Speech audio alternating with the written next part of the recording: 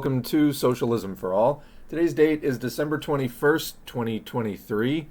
It's round about the time of the solstice. I don't know if today is actually the solstice or not. Sometimes it's a different day. But anyway, roughly the darkest day of the year, and it's all uphill from here, at least until the summer, at least if you're in the northern hemisphere. Southern hemisphere, it's going to be reversed. But yeah, we're here on twitch.tv/socialism S4A recording our weekly live stream. Once in a while we skip a week, and once in a while we do two in a week, but usually these are recorded Thursdays, 1 p.m. Pacific, 4 p.m. Eastern, 9 p.m. UTC. For now, the UTC changes in relation to the U.S.'s daylight savings. But anyway, right now it's 9 p.m. UTC for our friends across the pond, as they say. All right, anyway. Let's, before we do anything else, thank the patrons. So patreon.com/socialismforall and buymeacoffee.com/socialismforall are two avenues where you can get your name on the screen by chipping in a few bucks. This channel is non-commercial. We don't run ads. We don't do sponsorships. It is viewer supported. And as you can see, we have a lot of viewer support. The names in colors indicate the number of years that they've been supporting. Blue are over 3 years, green are over 2 years. Yellow is over 1 year of support. And there's been a lot. I love to see it. I would make content even if nobody gave, but I wouldn't be able to spend this much time developing it and planning out what we're going to do and just putting in the sheer number of hours every month. So that's been growing with time, and we love to see it. Honestly, for me, I've gotten to know a lot of the patrons. Some of you I just know because your name has been there for a year or two or whatever, and a lot of you I do DM with on one platform or another. Happy to have all the community and all the relationships that we have developed through this thing, so appreciate that a lot. Want to give an extra shout out to the Buy Me a Coffee people who signed up in the last few months. We just got that set up, and that's probably the ideal platform if you want to just do a one-time donation. You can also do recurring donations either on there or on the Patreon. Patreon is kind of more set up as recurring, although you can technically do a one time. If you sign up, it'll bill you, and then you can just quit. But sometimes they consider that suspicious, and it gets weird. But speaking of that, the Buy Me a Coffee people joined up in the last few months after we did have a major hiccup with Patreon, since resolved. But I put, actually if we go back to the main screen, I put Patreon back on the little list of links there that I have as the main screen when we're doing these things, because Buy Me a Coffee doesn't, I don't think, currently support directly uploading content. However, I guess I reached whatever level you have to hit in Patreon where they let you upload video and stuff like that. So if you are a patron, actually I think I have it set to free, so even if you're not a patron, or you're just following on that new kind of bullshit free tier that they're doing on Patreon, we're uploading the videos and blog posts and other stuff directly onto that. So that's another place that you can find these videos. We, of course, started on YouTube almost 4 years ago, February 2020. We were on Facebook before that, but as far as videos, started on YouTube then.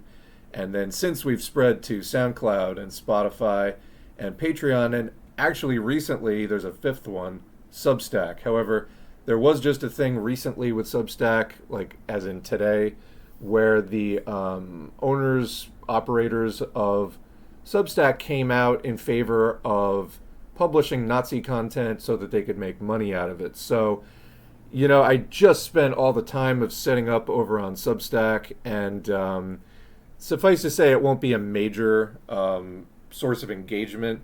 Again, I'm trying to use all of the backups and redundancy that I can do, so I may keep putting the things there, but it's not going to be a place that I sort of hang out on in terms of going into. Substack has their version of like Twitter or Blue Sky, or what's the Threads, like a microblog, quick interaction comment section thing.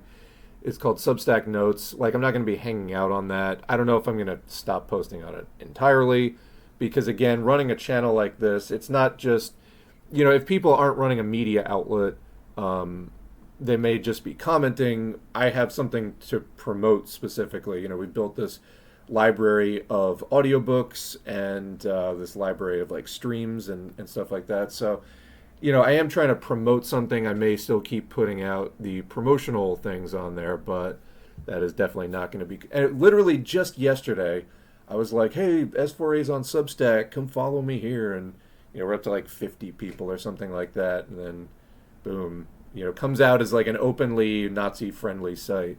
That's not so good. I mean, of course, Elon Musk basically doing the same thing with Twitter. That's why we've stopped using that. Again, I use Twitter in the same way to make announcements and just post links to articles.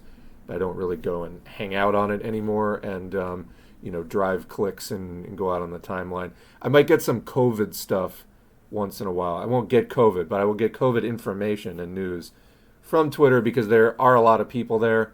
However, some of them are also on Blue Sky, which, as far as hanging out, if you're trying to find me hanging out, going to find me on Blue Sky. That is my preferred place. We post all over the place. Reddit. I'm not a Redditor, but I post the links. I don't hang out on Reddit. And nothing, I know there's some people in the chat who do. That's totally okay. It's just never been a thing for me specifically. And also, we got the S4A Tumblr back today, which is ridiculous. When I was doing the most recent round of setting up more links and redundant, just expanding the S4A media presence, I opened up a Tumblr. I was like, all right, guess I'm on Tumblr now.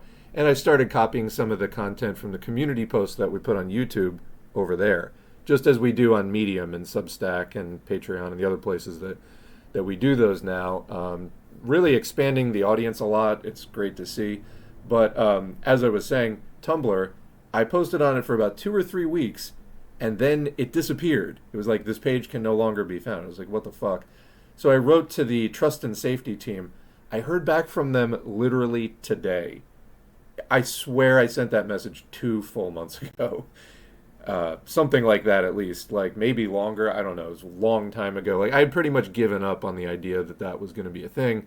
And they were like, oh, so sorry. Looks like this was a mistake. We'll reinstate it. I was like, okay. So anyway, I posted on Tumblr again today. Got to put the link back in the YouTube list of links. But so yeah, S4A is on all kinds of places that it wasn't on when we started this almost 4 years ago. It's really great to see that community expand. I mean, we're on Twitch. We weren't there, before. So you love to see it grow. And again, I've met a lot of great and really caring and concerned people who want to learn about how to fight for a more just society free of exploitation and oppression. And great to have that community and to partake with you all in studying the history and the struggles and the thought and theory of the international communist movement. I mean, the movement for socialism, roughly 200 years old. Marxism, scientific socialism, communism as we know it today, that has been around about 175 years. If you count back to like 1848 in the manifesto, got about 175 years there of Marxism. Of course, Marx and Engels did publish a few things like in the years prior to that, but I would call it about 175 years. There's a lot of history and progression of thought as capitalism has changed to understand and digest. There's been a lot of historical revolutions and attempts at building socialism, some more successful than others.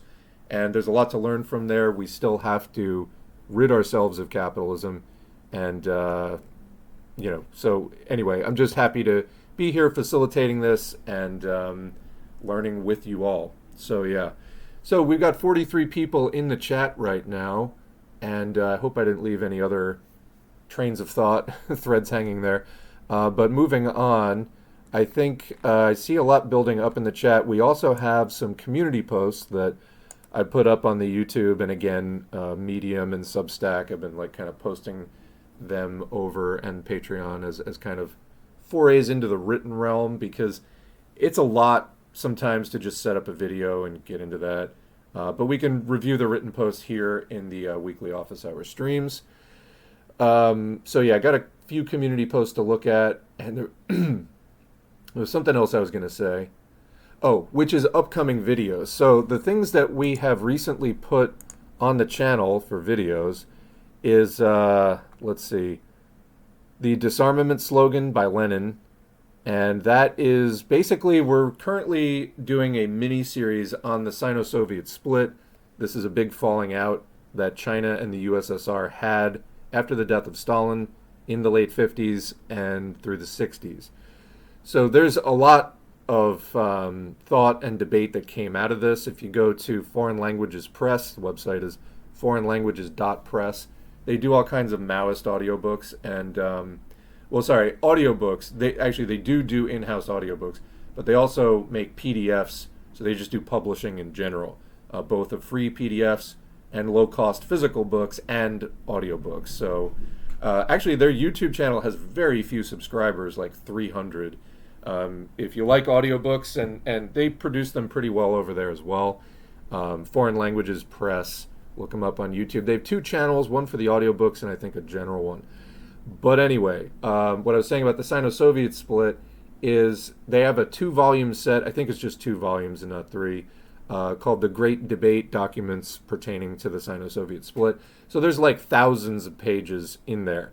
We currently are just doing sort of an overview of some key documents that came out of the Sino-Soviet split. Basically, the Communist Party of China and the new Soviet leadership under Khrushchev were not getting along. Mao thought that Khrushchev was being revisionist. Arguably, I mean, there was a lot of supporting evidence for that. And then Enver Hoxha of Albania joined in with Mao on that. So went the way of China in the Sino-Soviet split, and contributed a lot of theory and criticism as well. So we've been covering some of those things, and I've done 2 things: the Declaration of the Communist and Workers' Parties of the Socialist Countries from 1957, and the Statement of 81 Communist and Workers' Parties from 1960. Basically, these were big international meetings. The Comintern, or Communist International, no longer existed at that point, but the USSR was still convening kind of an international summit every few years, in which the various communist and workers' parties, both of the socialist countries, including Eastern Europe and all the places which had revolutions by the 50s, as well as other communist and workers' parties of capitalist countries, would get together. But the USSR was kind of dominating it with somewhat revisionist lines, and China, they were trying to resolve this behind the scenes at first, and then came out more openly as the 60s went on about the major anti-Marxist-Leninist errors and deviations that were being put out by the new Soviet leadership. So I'm currently, having done that and the disarmament slogan and some Hoxha pieces, Reject the Revisionist Theses of the 20th Congress of the Communist Party of the Soviet Union, and the modern revisionists on the way to degenerating into social democrats and fusing with social democracy, as well as Mao's on Khrushchev's phony communism and its historical lessons for the world. That one is about 2.5 hours, and it's up in 2 parts because the second part was hidden. Otherwise, I would have put it all in one part. Thanks again to Flashy for pointing out that there was a part 2. I'm currently recording Hoxha's, what's the name of it? The demagogy of the Soviet revisionists cannot conceal their traitorous countenance. Yeah, the man could write a title, whatever else you want to say about him. Solid Marxist-Leninist and excellent title writer. Anyway, after that one, which is from 1969, it gets more into the Brezhnev years. We're going to do the thing that prompted all of this, Palestine Belongs to Palestinians by Hoxha. That got prompted by the genocide that Israel is carrying out in Palestine and the desperate need for people to understand more about anti-colonialism and why people struggle against things like Israel, which is just taking over. Its purpose is to serve as a proxy for imperialism and destabilize the Middle East, prevent, pan-Arabist type of unity over there. Although, I mean, Israel's disgusting aggression and genocide has galvanized public opinion in the Arab world against it. Still, though, the political unity has not emerged, and so anyway, the purpose being destabilization, and as well as just naked land grab as well. That's happening. Actually, I want to mention, one of the commenters was pointing out there is an organization or party, the Progressive Labor Party. I guess, we covered another group, Politsturm. They have a YouTube channel and some study groups associated with it. that was doing this weird kind of left com both sides thing in a genocide. You don't want a both sides colonialism. That's not really a thing you want to do. But I guess the Progressive Labor Party, according to the commenters, wasn't able to find the particular statement they were referring to, was making similar errors and even saying things like, it's not about who gets the land. Really? Because I think that that's usually what colonialism is directly about. If it's not about that, literally, what is it about? So anyway, Palestine belongs to Palestinians coming up as the second thing that we'll be doing. Again, right now I'm recording the Demagogy of the Soviet Revisionists, about a third of the way through that, and then that should probably be up tomorrow, so Friday, and then Palestine belongs to Palestinians. Maybe it'll be a Christmas miracle up on the channel by Monday or so. All right, so that's what's coming up on the channel. Let's do chat, and then I'll sprinkle in community posts as we go. I think that works for me. All right. So, 49 people here in the chat. Some people here for the first time. Welcome, everyone, except trolls. And just a reminder, it is pinned in the chat, but don't feed the troll. Tag a mod, Shakespeare, Health Revolt, or Brit. I know Shakespeare is here today. And I want to thank the mods for keeping things moderate, as always.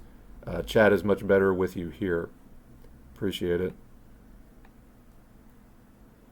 Talking about New Zealand, and we covered this a couple streams ago, but New Zealand has a far-right government coalition currently in place, and they're doing all kinds of horrible policies that we'll be covering in more detail in a future stream, covered in some detail already.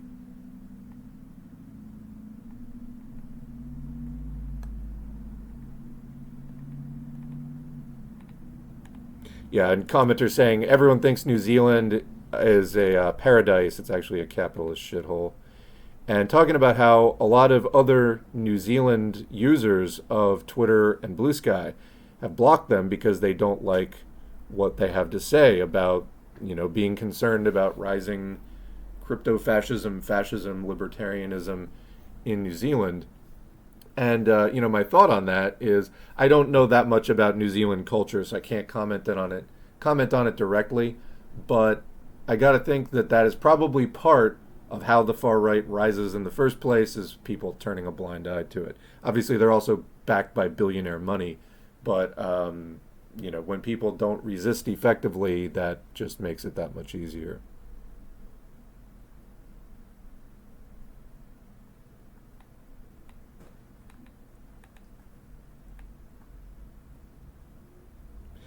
Anyone else hear about the, quote, new country that dipshitarians are trying to create?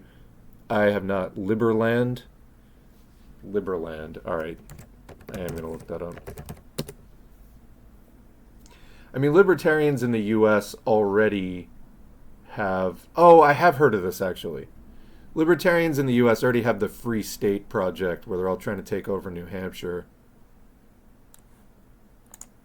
So Liberland, also known as the Free Republic of Liberland, is an unrecognized micronation in Southeast Europe, claiming an uninhabited parcel of disputed land on the western bank of the Danube between Croatia and Serbia. It was proclaimed on 13 April 2015 by the Czech right libertarian politician and activist Vít Jedlička. Yeah, so basically there's a border dispute and there's a piece of disputed land, and so some libertarian fucking person is trying to claim it and found some, capitalist paradise. It's, they do this occasionally. I mean, there's also the whole, I will buy an island and set up, a libertarian, slavery hellhole on it, or just set up some kind of, aircraft carrier moving island kind of thing. I mean, these are just the dreams of tyrants, basically.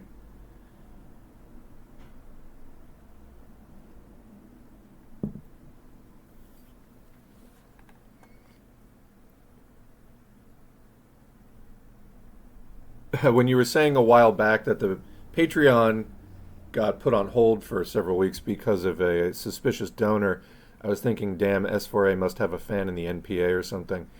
I think It's because there was somebody who was contributing at the $100 level for like 6 months, and then they dropped down to 5. And first of all, I deeply appreciate their support. I don't know the person at all. I just like know their username. They're still a supporter, and I appreciate all that support.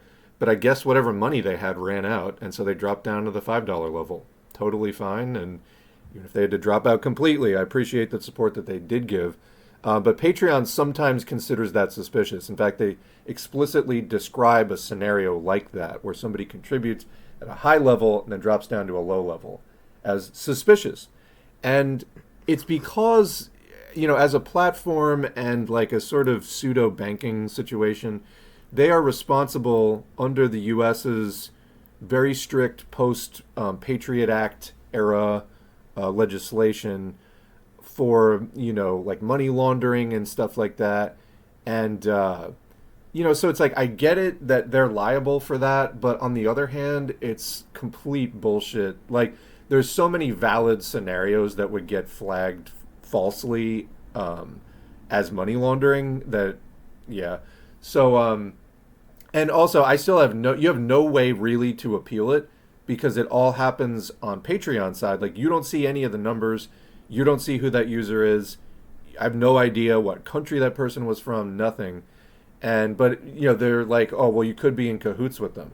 And it's like, I have no way to defend myself against that, because I have no access to like the information that they used in that decision-making process. So not a great system. Definitely could stand some improvement. Again, at the same time, I understand the laws they have to operate under are pretty strict. I just think there's got to be a better way to handle this. So anyway, S4A is hands down one of the best channels, top of the top. Well, I appreciate that. I've worked really hard on it, and I know a lot of the other people who have been regular listeners and contributors and commenters probably feel some sense of pride in that as well, because they have all sent in links and helped shape this thing into what it is. So just trying to keep it, moving forward. Don't really suffer fools in the comments either. We moderate the comments, and sometimes people's comments get published and sometimes they don't. It doesn't mean that you're banned necessarily if one of your comments doesn't show up. It's just kind of like letters to the editor. Now technically we have infinite space on YouTube, but I do like to keep the discussion kind of focused. So just don't want people to like hold a grudge if one particular comment doesn't get posted. Although, speaking of comments and things that I would or wouldn't publish, that just reminded me. I forgot about it before sitting down to the stream. I have to read this. I wound up getting into an argument with this person and just deleting the whole thing.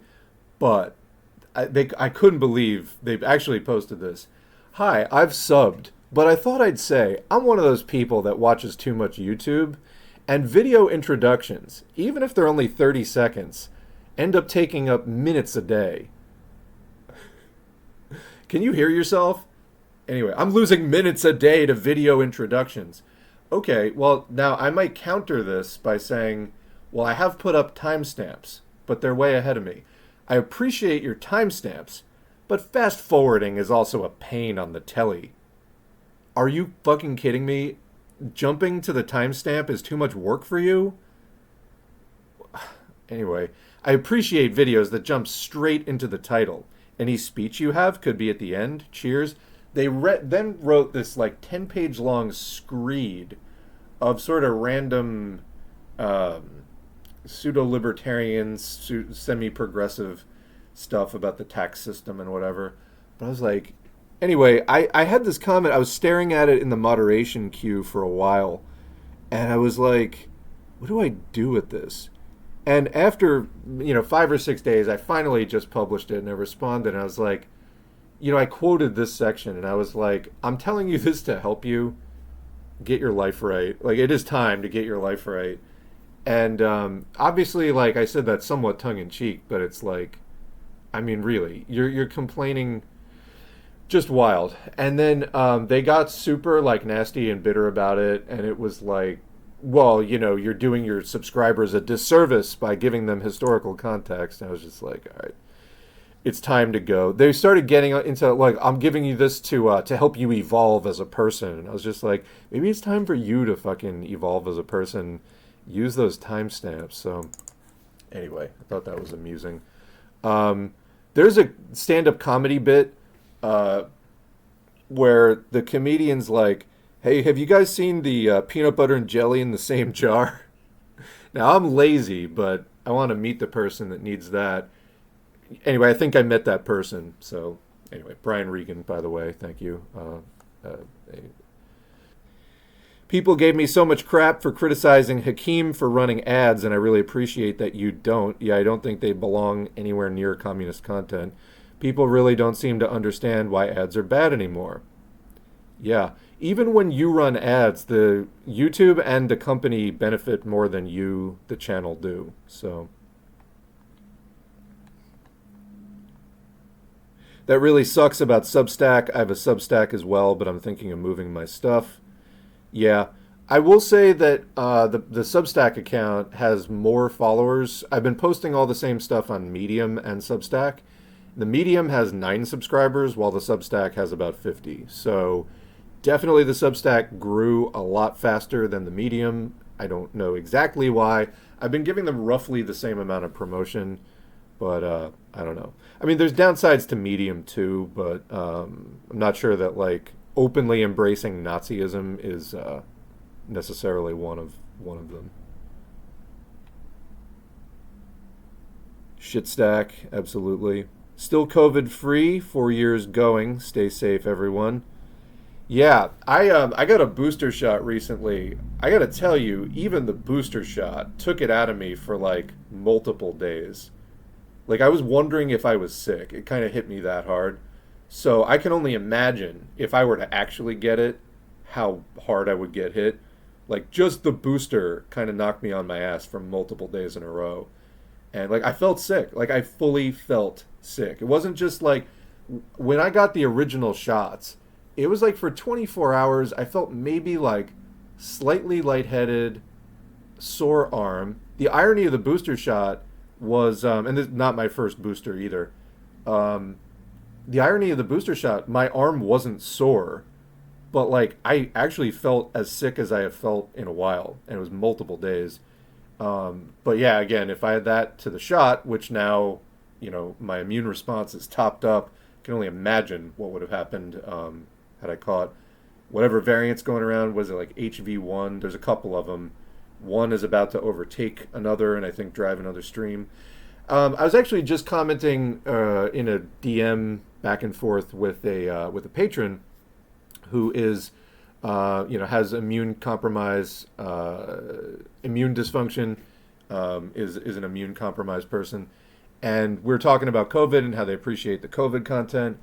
And I haven't done as much with the COVID dives into like articles about what it does to you and this and that. I've kind of just done the weekly wastewater update. We had a long lull this year. People were taking it less seriously than ever, but it's back in force. In fact, might as well just go right into the community post that is the weekly COVID update. So this is what we put up on the YouTube community tab. Weekly COVID-19 wastewater update. Northeast USA, you can see that down at the bottom by region, is experiencing a dramatic upward surge. The Northeast is well over 1,000. By the time you're at 700, 750, you're into a surge. Like that is a pretty significant amount of COVID. The Northeast is roughly double that. And of course, this varies a bit by state and exact county and city location. But overall, the Northeast has very, very high levels of SARS-2 showing up in the wastewater because you get infected with it, it replicates in your body, and then you excrete it into the wastewater. Not everybody, some people have like private septic and stuff like that. That obviously doesn't get monitored, but for the wastewater that is monitored, huge, huge amounts showing up in the Northeast. The Midwest was leading it. However, that has kind of leveled off with a slight decline, but still over 1,000 copies. Very big surge going on in the Midwest as well. And the West and Southeast are moderately high. They're a little over 500 and slowly climbing. So not a huge surge, but still an appreciable amount of spread. Anyway, COVID is not over. Mask up. N95, N99, KN95, P100. You need a good mask that is technically a respirator, not just a cloth mask, not just a surgical mask, but one that actually forms a seal around your mouth, such as an N95 or a KN95 if those fit. I find for me the KN95s don't make a good seal. Those usually have the ear loops rather than the head straps. So for me, I usually stick with an N95 or a P100. Sometimes if there's like extra KN95s, like I might use those in an outdoor setting or something like that. They're a little easier to take on and off. And if I'm not in a crowd of people, but just on a walk somewhere and I might encounter, just a few people over the course of like an hour, I might use that while also kind of I still hold my breath as I walk past people, honestly. But yeah, anyway, I don't get as good of a seal on the KN95s, long story short. But you need to mask up, avoid crowds, and of course there's a big super spreader event coming up with the holiday next week. Many people will be celebrating and also taking airline flights and other kinds of mass transit. And, this is why there's always, usually the peak is January 1st and then it declines from there.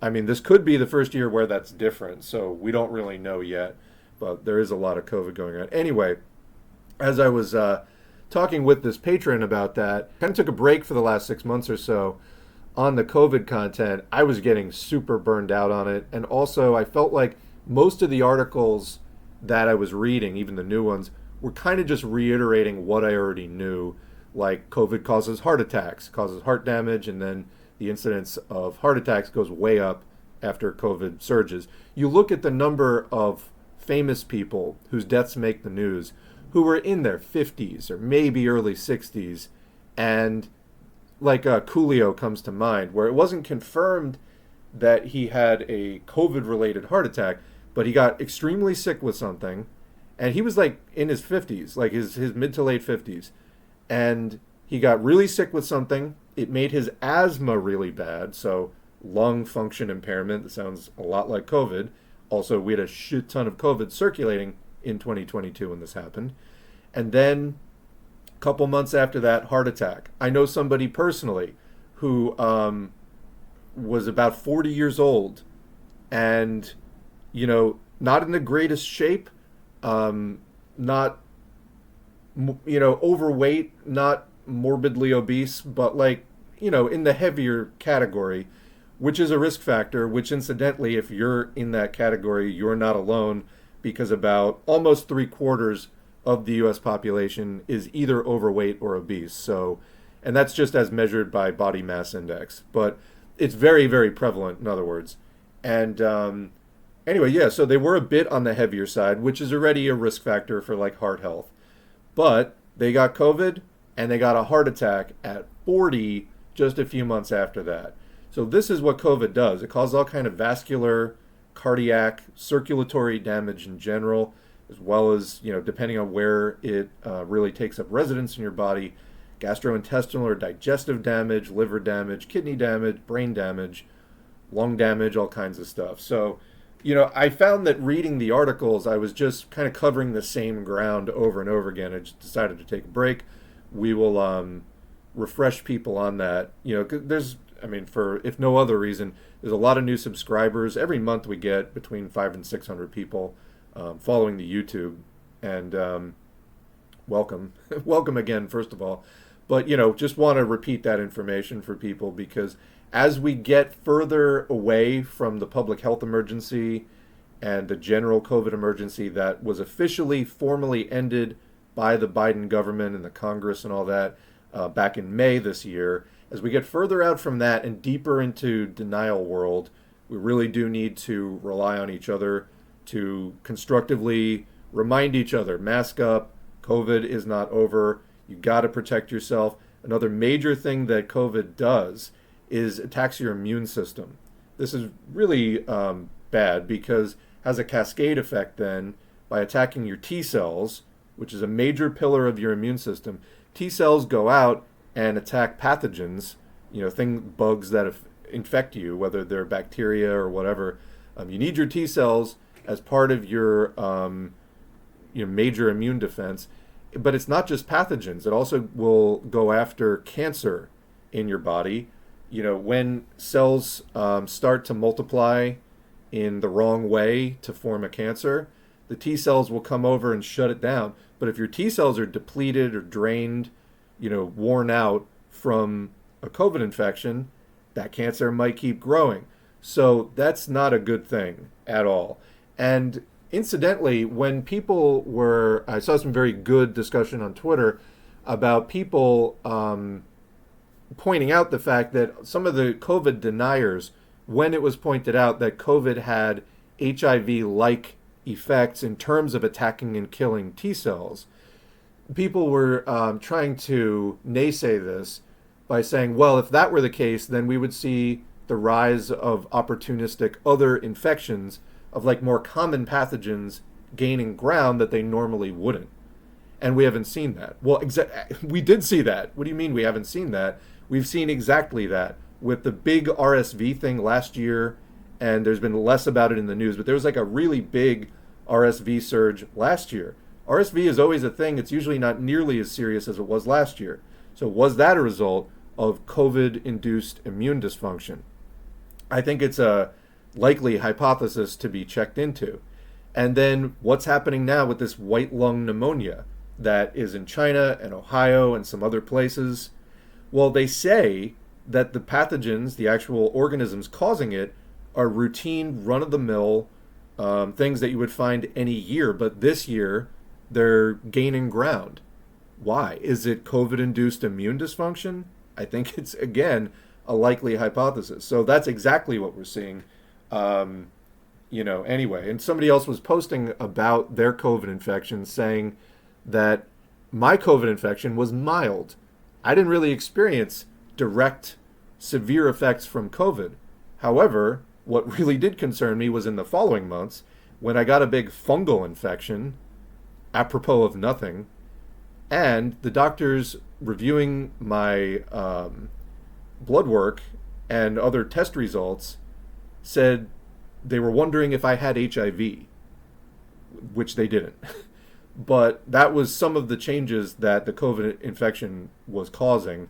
And so when we talk about long COVID and chronic issues resulting from it and organ damage and immune dysfunction, these are things to be taken really seriously. I had a really bad COVID infection the first year before the vaccines were available. I was really careful all year.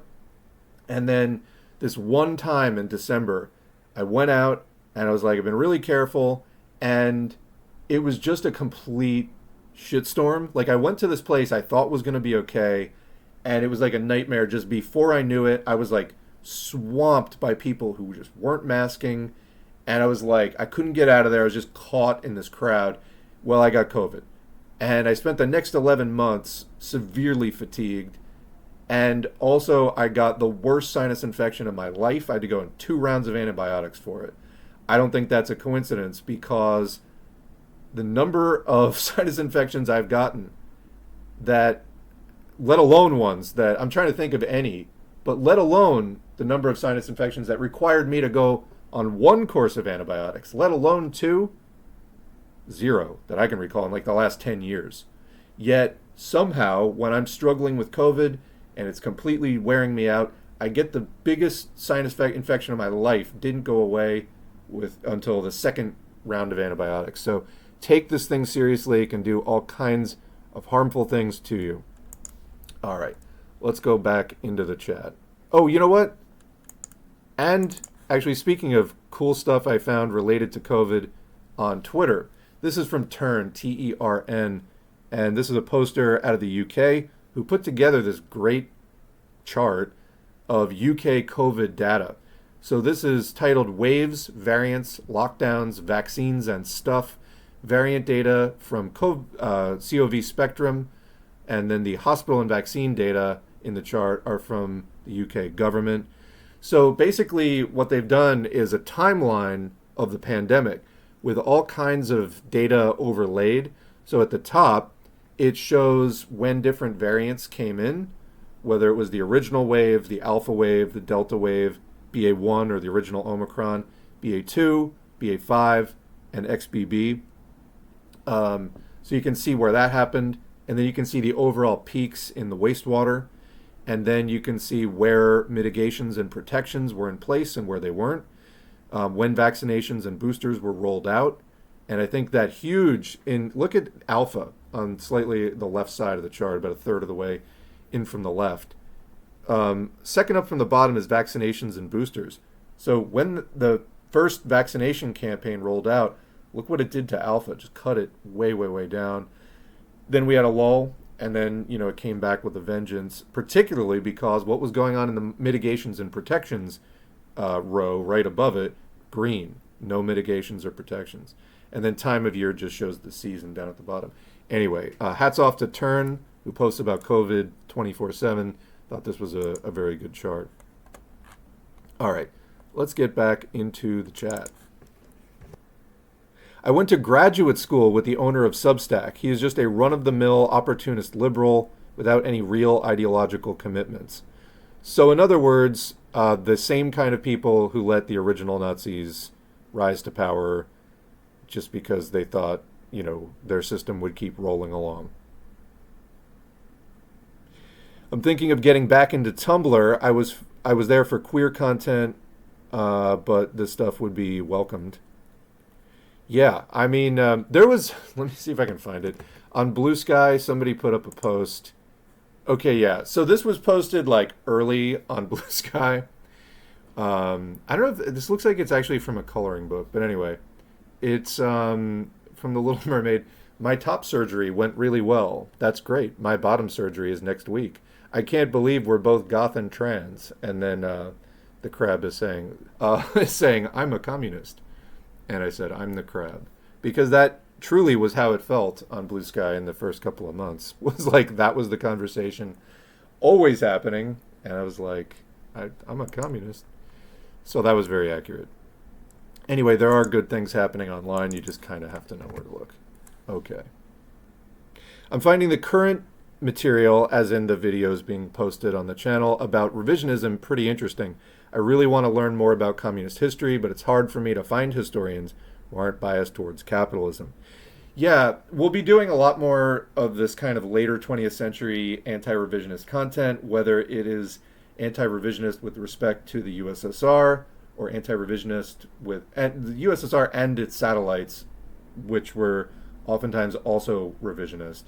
So in the one that I'm recording now from 1969 by Hoja, The Demagogy of the Soviet Revisionists, that one goes into the other revisionist parties. In other words, the USSR and the CPSU set the tone for international modern revisionism, but they weren't the only ones that ended up towing that line. Obviously, the Communist Party of China and Party of Labor of Albania did rebel against this, but a lot of the other parties were right there supporting it and following in its wake. So, and there are material reasons for that in terms of the USSR had a lot of resources to be shared, and maybe some of these parties didn't necessarily want to speak up because they needed the funding or whatever. But anyway, it is a tragedy that the USSR did experience that turn in the leadership. Anyway, it is interesting. I agree. We're going to continue on that. I was looking into doing a Bill Bland audio called The Restoration of Capitalism in the USSR from 1980, which goes into some more of the changes. I've been told that Bill Bland is not the best source because I don't know in what things he's accused of having done this, but he's accused of having fabricated quotes in some places. I'll see if anybody has details on that, let me know, because I don't want to be doing things that, is fabricating quotes. That's not quality research, to say the least. But it was interesting because it got into the removing of price controls and things like that in the Soviet Union in the 60s and 70s. So I'll be looking into doing that. But yeah, there is more. The problem, a lot of people will ask for history books about the Soviet Union or whatever, and a lot of them are not in the public domain, so I can't really easily do them on the channel. So, but I agree. It's we'll be doing more of this now that we've covered the basics. You know, we've read 100 Lenin audiobooks, pretty familiar with what Lenin had to say. We'll be covering more of the foundations of Marx and Engels. We've already done a lot, but now that we've laid out 370 audiobooks or whatever, we got the foundations pretty well covered. We can now independently go out and evaluate some of these things, and what is revisionist, what isn't. Well, we've done the reading now, so we know. For me, 4 years ago, I wouldn't have been able to do this at all, and today it's not as bewildering because we've done those foundational readings. And now we can go on into the more advanced topics. All right. Welcome, Neighbor 3.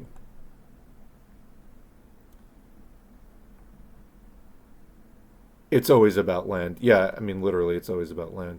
I think that was Malcolm X's conclusion as well. Oh, okay. Yes, I see Proletarian Power, the link to the PLP statement. Yeah, if you can send it here, that would be good. I didn't see it in the comments, so.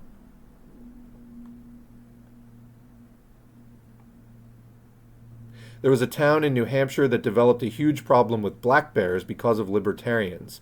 Let me see if I can find a link.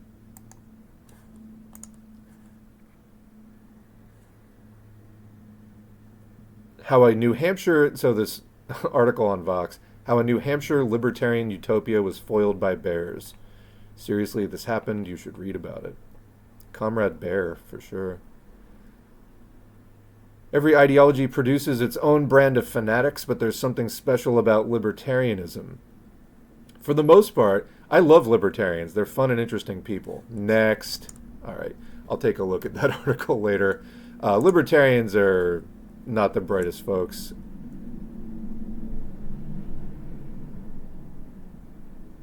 Background noise. There's something missing in them. It's called empathy. And they come up with all kinds of wild statements as a result of that deficiency.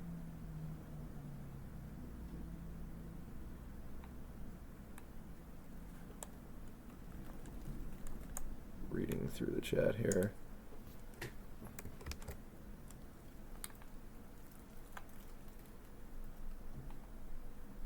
Please keep having intros. Literally no one relates to that person. Yeah, that's what I was trying to tell them. I'm like, I've been running this channel for about 4 years, and we're up around 19,000 subscribers on the YouTube alone, plus the other places where people are subscribed. He's like, oh yeah, well maybe you'd have 20,000 by now. Did you ever think of that? Just like, logic, not the strong suit.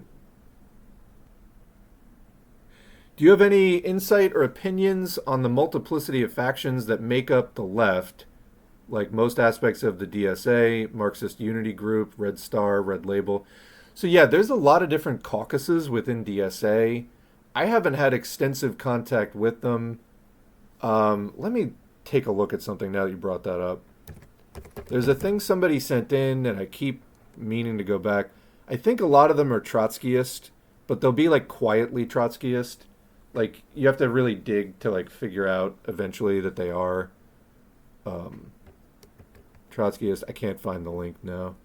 So no, I do not have strong insights or opinion into that, but if anybody has more things they can send, I would be happy to look at it. Okay, so we found the Progressive Labor Party statement. Editorial. Oh God, this is crap is what this is. There was actually, this is reminding me, there's another, I think, Bordigist party. International Communist Party. There we go. Join the Revolutionary Communist Progressive Labor Party. Editorial. This is from October 19, so while the genocide was underway. Gaza genocide, no nations, only communist liberation.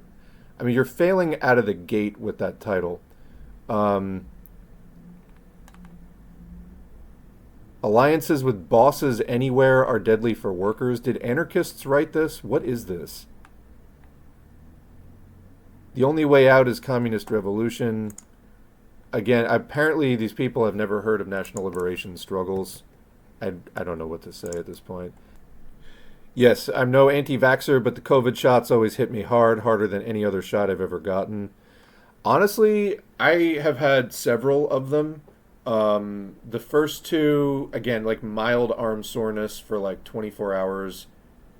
That was about it, like that I got. My first booster, um, I don't recall anything after my first booster. I got some other boosters after that. Literally had no symptoms whatsoever for the next two. And then I got more on this one than I had probably of all the other ones combined. So it is a reformulated strain. I don't know if it's a different if the differences in the spike just hit me harder. But wow, is that stuff not good? I'm getting my booster next week. It's going to kick my ass. I mean, I was doing the whole thing of like rest, fluids. I was like, it probably took over 4 days for it to run its full course. I think on the fifth day, I was like completely better again. But yeah, glad I did it though, because, for all the anti-vaxxers who are like, oh, it's got the spike protein in it. Yeah, you know what else has more of the spike protein? The virus. So if you just get hit with the virus, you're completely unprepared, and it's a much more massive dose of it. The whole idea of the vaccine is you get a small amount of not the virus, which infects your cells, but just the spike. And then your body figures out how to deal with it. And then if you do get hit with the virus, which is, a more active force, your body will be able to neutralize it more quickly. That works. It's effective. But yeah, again, plan A is always don't get infected. Plan A, in N95 we trust. But you also have to stay up on your booster shots as plan B, because things happen. Straps break, there's mask failures. Sometimes somebody coughs right in your eye. You can still get infected even if you're wearing an N95. It's just, they do offer very good protection. And I wear one or even a P100 every time that I go somewhere. But, they're not absolutely perfect. Again, sometimes you can get a break in the seal around your face, or the strap breaks, or again, somebody coughs right in your eye or something. But yeah, plan A, in N95 we trust, and we do. Plan B, stay up to date on your vaccines just in case. Here's one of the Progressive Labor Party's statements on Palestine. Either I can't find the original one I was talking about, or they removed the really shitty line about, quote, the question is not about who owns the land. Either way, the statement is not great and takes a both sides approach. Yeah, you can't do that in colonialism. You can't do that. Avoided COVID in prison somehow. Actively have it now, though. Sorry to hear. You guys are lucky in the US. Here in the UK, we stopped testing and wastewater monitoring. Yeah, they definitely don't count the cases anymore. So the testing, that is, you can still get tests, but you have to pay for them. And now people may say, oh, I can get rapid tests somewhere. Yeah, the rapid tests are not what I'm talking about. Those also don't get reported unless you report them yourself. But putting the BioBot thing back up for a second. So on the top chart, the blue one, you see where it's kind of like aquamarine or teal underneath the blue line? Well, the blue line is the average of the wastewater. That greenish color, sea foam, I don't know, that's the amount of cases, that shaded area underneath the curve. And you notice how it drops off in 2022, and now it is non-existent. People are like, oh, there's no more cases. No, dumbass, they're just not counting them. And like, I see this all the time. People are like, oh, there's no more cases of COVID. Yeah, this is the ostrich approach to cases. If you don't count them, they're not there. They don't exist, obviously. Trump was ridiculed for making a statement like that. People are now, unironically, earnestly pursuing that sort of logic because it suits their back to normal obsession. Back to normal is just a form of denialism. The situation is not normal. And I don't know what to say. But yeah, they definitely stopped counting cases in the U.S. because the PCR tests, the ones that were actually getting reported and are the most reliable, they stopped giving those out for free. You can still get them, but it'll cost you like $120, $150. And then the rapid tests. Well, we showed this before. I'll show it again. Um,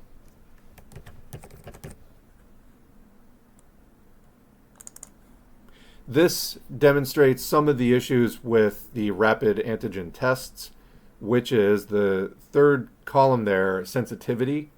You can see that the sensitivity of the test really only starts getting above 50% on day 5, and then it gets over 80% days 6 through 8, and then it stays high days 9, 10, and 11. But infectiousness tends to peak on days 3, 4, 5, 6, 7, thereabouts. And so you're infectious long before you will get a positive result on the rapid test. And then symptom onset, like where people are like, oh, I'm getting symptoms, I must be sick, I should test. Well, that's happening several days before the rapid test is most likely to pick it up. So those are problems with that. I got this off of Twitter, by the way. For people who are interested in this, let me see if I can just read out the link. So the post is from January 17, 2023. The poster is at JGOWNDER, J Gounder. And their actual name is JP Gounder. Again, that's at J Gounder, JGOWNDER. The post itself says, if you want to search on this text, rapid antigen tests, parentheses, RATs, end parentheses, aren't picking up the latest variants until days 5 through 11, third column below. That's where I got this from. And I don't know. Not a good situation. So news from the UN, the WHO designates the JN1 variant of interest amid sharp rise in global spread. Now, we have overall a shape of the curve that's very similar to the shape of the curve in 2021. At the end of 2021, we got Omicron. Is JN1 going to be a new Omicron? I hope not. Is it possible? Yes. Global capitalism is really the same shit with different color flags. How old was Coolio? Let's see. Coolio's cause of death explained. Yeah, I somehow think they're not going to mention COVID. This page no longer exists. What? Coolio. Why is it so hard to get quality information about Coolio? He was 59, it looks like to me. Yeah, Coolio was 59 when he died. He was born August 1963, died September 2022. I post COVID awareness stuff sometimes on Facebook, and it's always crickets when I do. Facebook, I gotta say, S4A started out on Facebook. I never miss it, even slightly. Boomerville. Oh, the YouTube channel that does Maoist audiobooks, Foreign Languages Press. Same one that puts out those PDFs and stuff.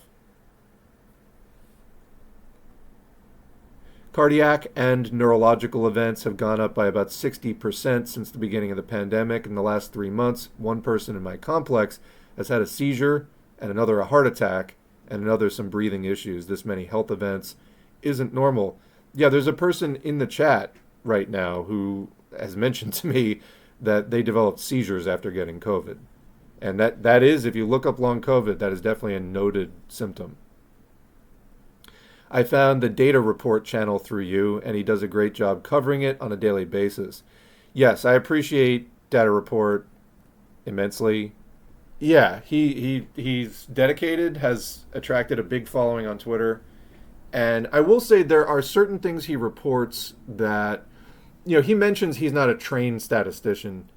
And there are sometimes he reports stuff, like particularly with test positivity, where I think that the percentages up or down, it's not necessarily worth reporting because it was like single digits numbers of cases, so it's throwing the percentage way off and making it look kind of worse or better than it looks based on that. So I think sometimes his lack of training in statistics like trips them up a little bit. Overall, though, very solid channel and just good reminders that, take the thing seriously. I always appreciate that.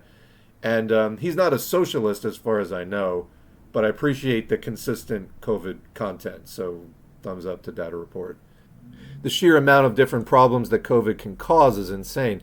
Yeah, the issue is that COVID, the SARS coronavirus 2 pathogen, it can infect any tissue that has ACE2 receptors in your body, which is basically all your major organs. So it has a portal, a key that it can unlock in many of your most important tissues.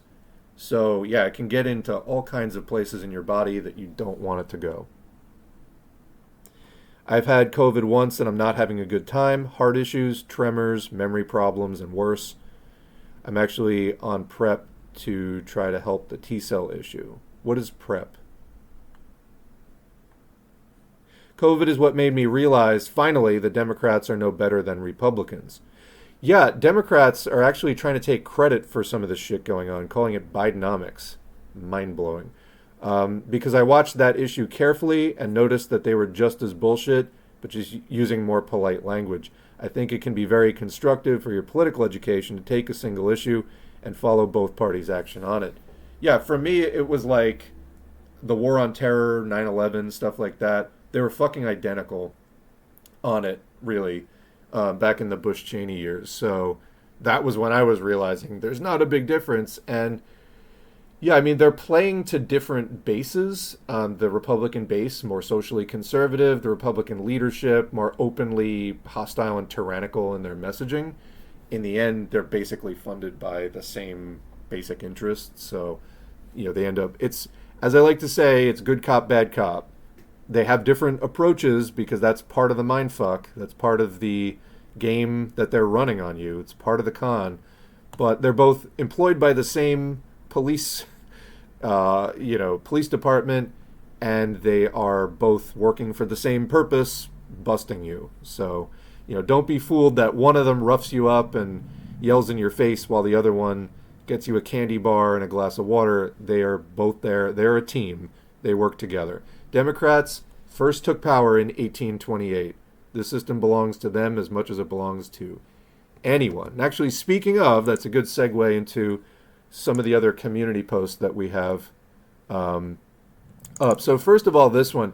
We've talked a lot about the housing crisis that's going on in the U.S. In short, housing sales are frozen.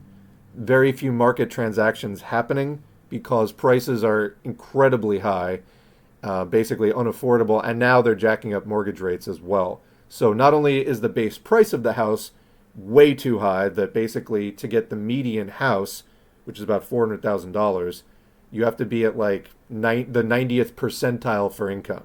So the median income does not get the median house, not even close. And inventory overall, like the reason the prices are so high is because there's very few houses on the market for sale.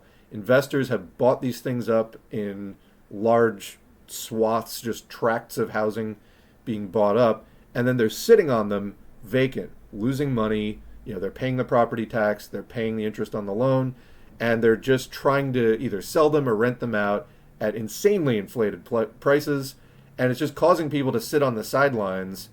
They're just sitting on vacant property. So anyway, this was an article that appeared in Truth Out. The title is Democrats Introduce Bill Banning Hedge Funds from Owning Single-Family Homes.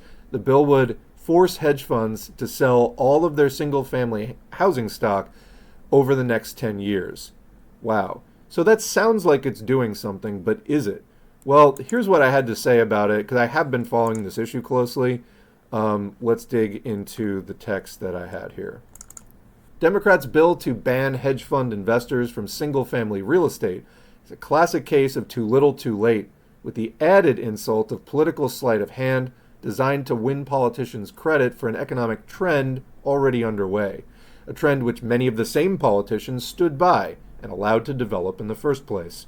As Truth Out reported recently, quote, the End Hedge Fund Control of American Homes Act of 2023 was introduced by Representative Adam Smith, D. Washington, and Senator Jeff Merkley, Democrat from Oregon, unquote.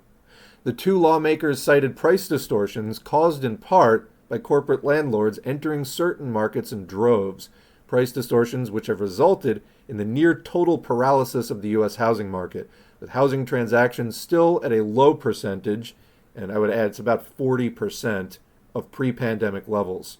So like you can see this in some markets. Some markets have recovered, like there's in Texas, they're in some places above the long-term average of number of units on the market for sale. In some places, it's only 10% below what it usually is. But particularly in the Midwest and in the Northeast, you've got states that are 40, 50, 60% lower than the long-term average. There's just nothing up for sale.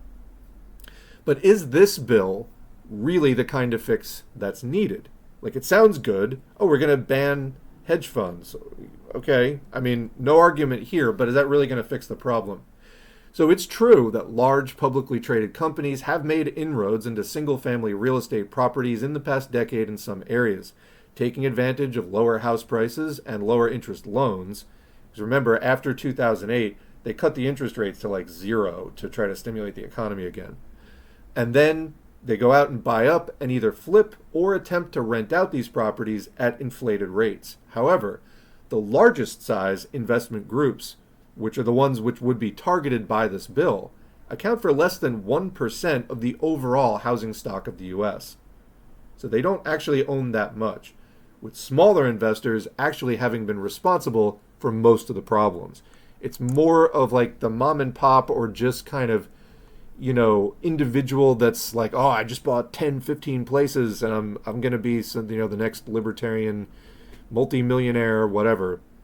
Those are the kind of people that have actually caused more of the actual problem.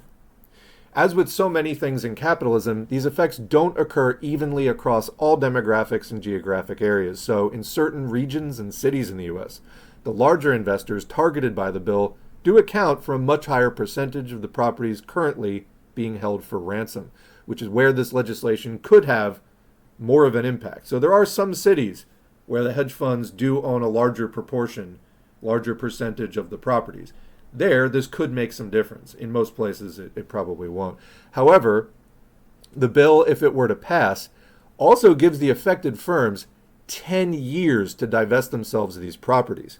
Basically, if I understand it right, they have to sell 10% of their portfolio every year for 10 years. Well, guess what? We're entering a downturn. They were about to do that anyway.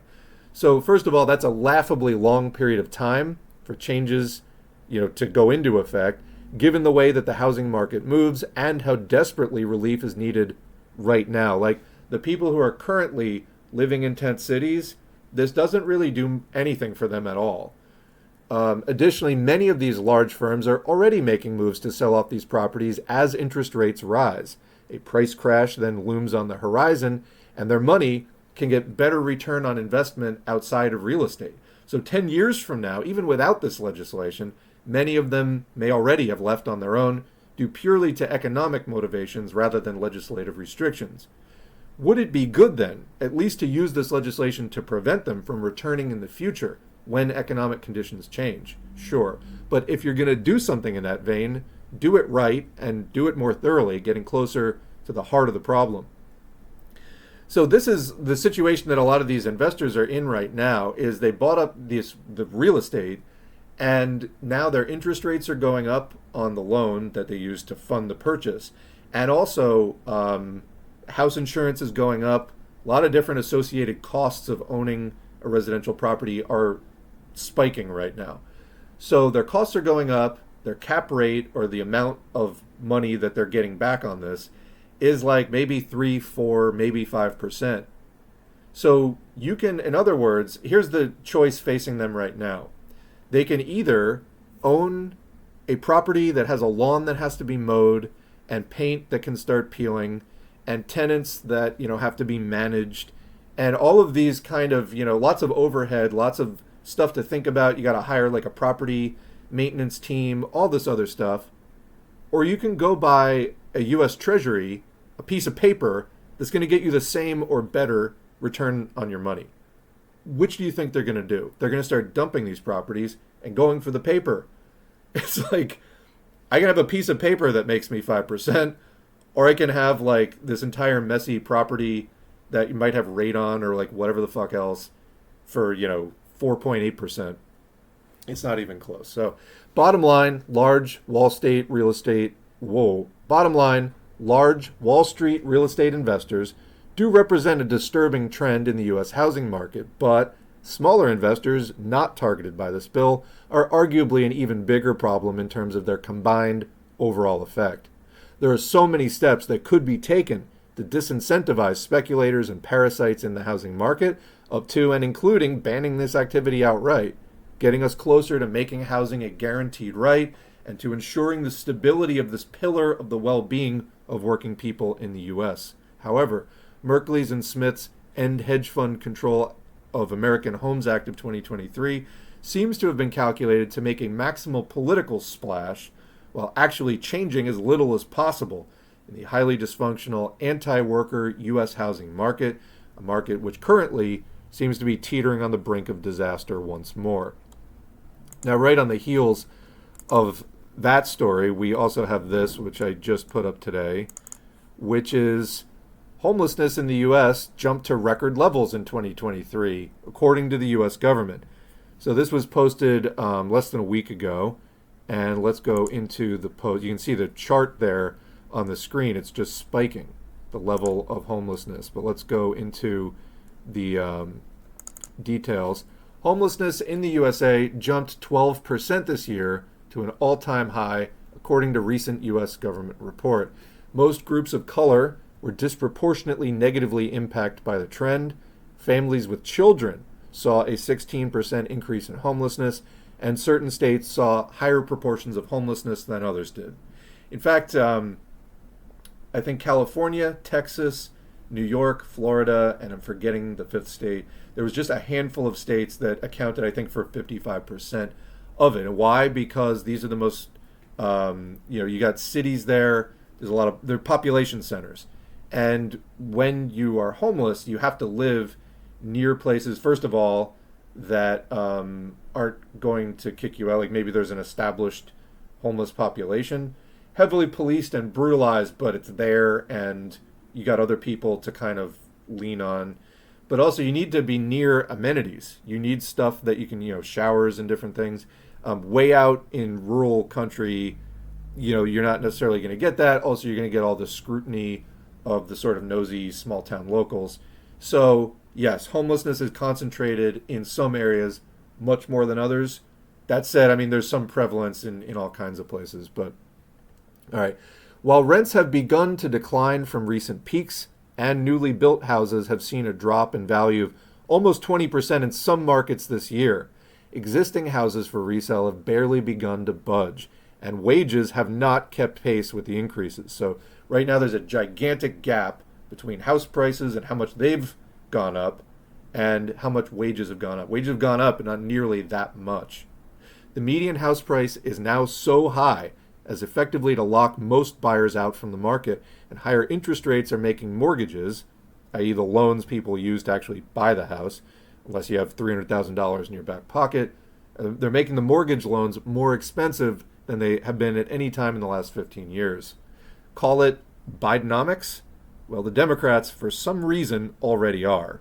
Nothing will fundamentally change. Indeed, for people who don't know that quote, Biden was telling this to a group of very rich capitalists. Hey, if I get elected, nothing is fundamentally going to change for you guys. Don't worry about it. Most people actually want things to fundamentally change, but this is what the Democratic Party has for us. So what does this tell us? The rise of homelessness to record rates, and we're just supposed to think the economy's doing great. The facts say loud and clear that capitalism doesn't value human life as anything but a potential source of profit for investors. And it'll condemn us to misery and death just as soon as look at us when we no longer represent easy earnings. Capitalists will destroy surplus food to keep prices high. They'll maintain more housing vacancies than there are housing insecure and homeless people, and they'll send us to work in a pandemic. Working people and all people of goodwill need to end capitalism, and Marxist-Leninist organizing is a proven way to do it. So just kind of continuing off of this, there was another post that I put up This is Doug McMillan, which I erroneously wrote as Doug McMillion a few times because I just kept thinking it while I was looking at his name. He's the CEO of Walmart, the largest U.S. retailer, and he's talking about how consumers may not be as resilient in 2024, even as deflation in food prices starts to show. So you think? Because people have pretty much, by and large, spent the COVID money. They've spent the money that was given to them by the government, and that they also just saved up during the pandemic when they weren't able to go out and do as many purchases, when there were supply chain issues, like whatever. That cash surplus is now depleted, because I was looking at some person's post on Twitter recently. They said they did an identical shopping trip as a kind of experiment. And so they had the receipt from 2020. It would cost $96. They went and did the exact same shopping trip, cost them $226. So that's how much food prices have gone up, at least in their area. I know in my area it's the same thing. We're talking about gigantic price bubbles that are just swallowing up people's cash at the same time that government housing loan forbearances are expiring. The student debt pause, that's ending as well. And so people have just been paying for a month or two on those. Another 4 or 5 months from now, people are going to be hitting rock bottom in terms of their cash reserves. But let's dig into this. So since the beginning of the COVID-19 pandemic, the USA has seen significant rises in prices on virtually everything, from food to housing. But the CEO of Walmart, the largest retailer in the US, has made multiple announcements over recent months that deflation, which means a decrease in prices, may be around the corner as workers' budgets and savings have been stretched about as far as they can go. With capitalists' demand for growth being a constant, this means that sellers will be looking to increase sales volume as the individual prices of items begin to decline. So the prices go down, you need to sell more of the same item in order to keep the profit up. However, with the Federal Reserve's 11/29/2023 Beige Book, which is sort of you can actually look this up, Federal Reserve Beige Book. They put it out every few months. It's sort of anecdotes from different branches of the Federal Reserve, their contacts. They do interviews with contacts in the economy, just about how the economy is going. Worth a read for any Marxist trying to understand the workings of capitalism. Noting that the labor market, according to the Beige Book, is beginning to soften, with the number of job openings shrinking, unemployment rising. And by the way, when unemployment starts to rise, the typical pattern, unemployment will come down on a long, gradual curve. Then it kind of hits a soft, rounded, it's not, when it hits bottom and comes back up, at first it's soft and rounded. Then after it starts going up, changes trajectory and starts just spiking, going up at previously it was going up at 10 degrees. Then all of a sudden it's going up at 85 degrees. That is probably around the corner, particularly as we've talked about this before, but there is what's called the corporate debt wall coming up. So as I mentioned, interest rates are very high now, whereas they were very low a few years ago. So all the companies that financed their operations with low interest loans a few years ago now have to refinance them as their debts expire and they have to renegotiate the contract. They have to renegotiate that in 2024 and 2025. Actually, I was watching another channel which showed the EU has the most of these coming up in 2024, like twice as many as the US. So you're likely to see it coming out of the EU first, this corporate debt wall, as companies have to either pay off their loan if they have enough cash or refinance at the higher interest rates. And a lot of them are not going to be able to do it. And what they're going to have to do instead is either close completely, putting all their workers out of jobs, or they're going to have to downsize and lay off a bunch of people. Either way, unemployment's going to go up. And typically when unemployment starts going up, it starts slow, that doesn't last, then it spikes. And so we haven't hit that yet, but that is probably coming in the next year or two, and probably sooner rather than later, I would think. But definitely within the next 2 years. So anyway, workers in some areas have become more likely to, quote, share a roof and share meals in the face of household budget challenges. So that actually needs some editing. The two needs to come out. 2024 may be the year that the bubble pops with potentially far-reaching consequences. So, this is what's on the horizon. And the Federal Reserve, which manages, sets the federal funds rate and kind of does this management of the economy at the highest level. So the Federal Reserve, one of their mandates is to keep inflation low, and basically their target rate is 2%. And their other mandate is to not cause excessive unemployment. Capitalism, again, basically requires unemployment. This is referred to as the reserve army of labor in Marxism. And they're much higher than 2%, or they were. They've been getting the inflation rate down. One thing to understand, though, if we look at, say, the housing chart, and I've shown this before, but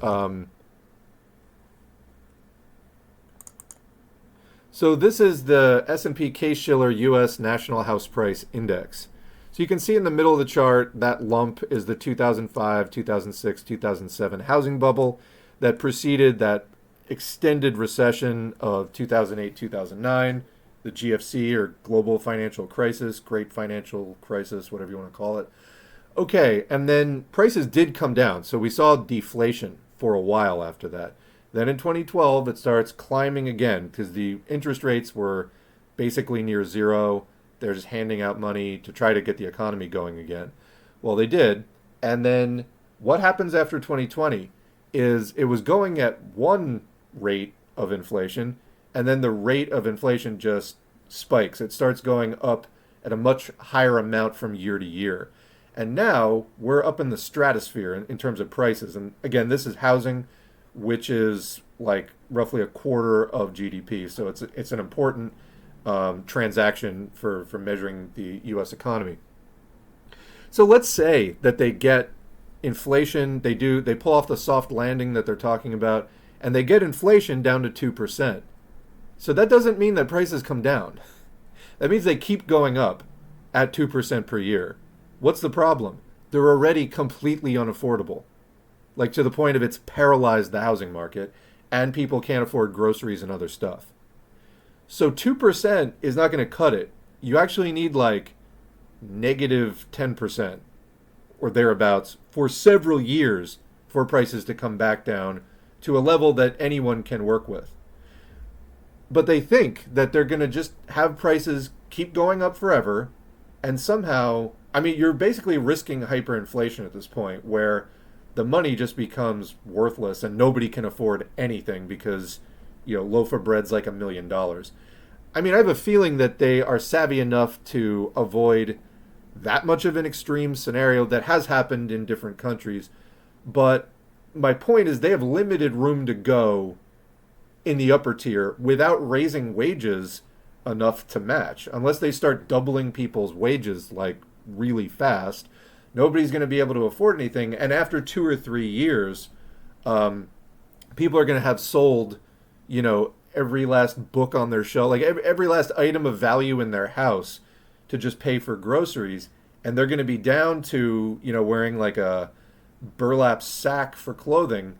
And they're going to have nothing left because they'll have paid all of their money and cashed in all their belongings just to keep up with bills. So point being, either wages come up drastically or prices have to come down. But this idea that, they've tamed inflation to 2%. Yeah, the problem is it's on top of a mountaintop right now. And it's got to come down. It can't just keep going up at a slower rate. It's got to come down. And it's got to come down kind of a lot. And it probably will. And it's probably going to be a massively ugly event. And this is what I spend a lot of my time thinking about right now. Anyway, let's get back to the chat. Anecdotally, the amount of people calling in sick at my job, if I had to guess, is probably triple compared to pre-pandemic. Someone else says worse than triple at theirs. I cannot stay for the stream today, but thank you for doing this as usual. Hope everyone has safe holidays and New Year. See you next time. There you go. Yeah, rest up, people. People, I think, really overburden themselves and overtax themselves and strain themselves this time of year. Your body wants to rest and hibernate not go crazy with lots of festivities. Take it slow. Don't burn yourself out. There was a study that may have found the mechanism for PASC or long COVID, post-acute. Isn't it PAX? Post-acute COVID syndrome.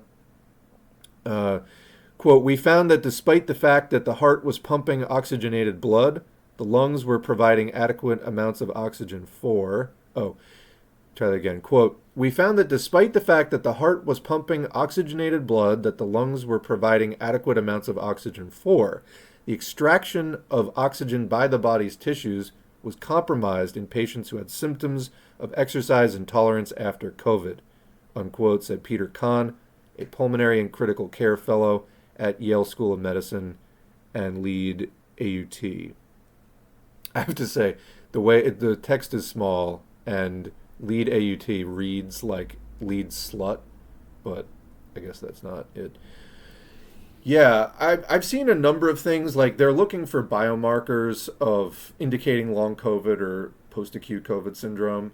And in 60% of cases, we did this study on the channel, they found the COVID spike still circulating in the body.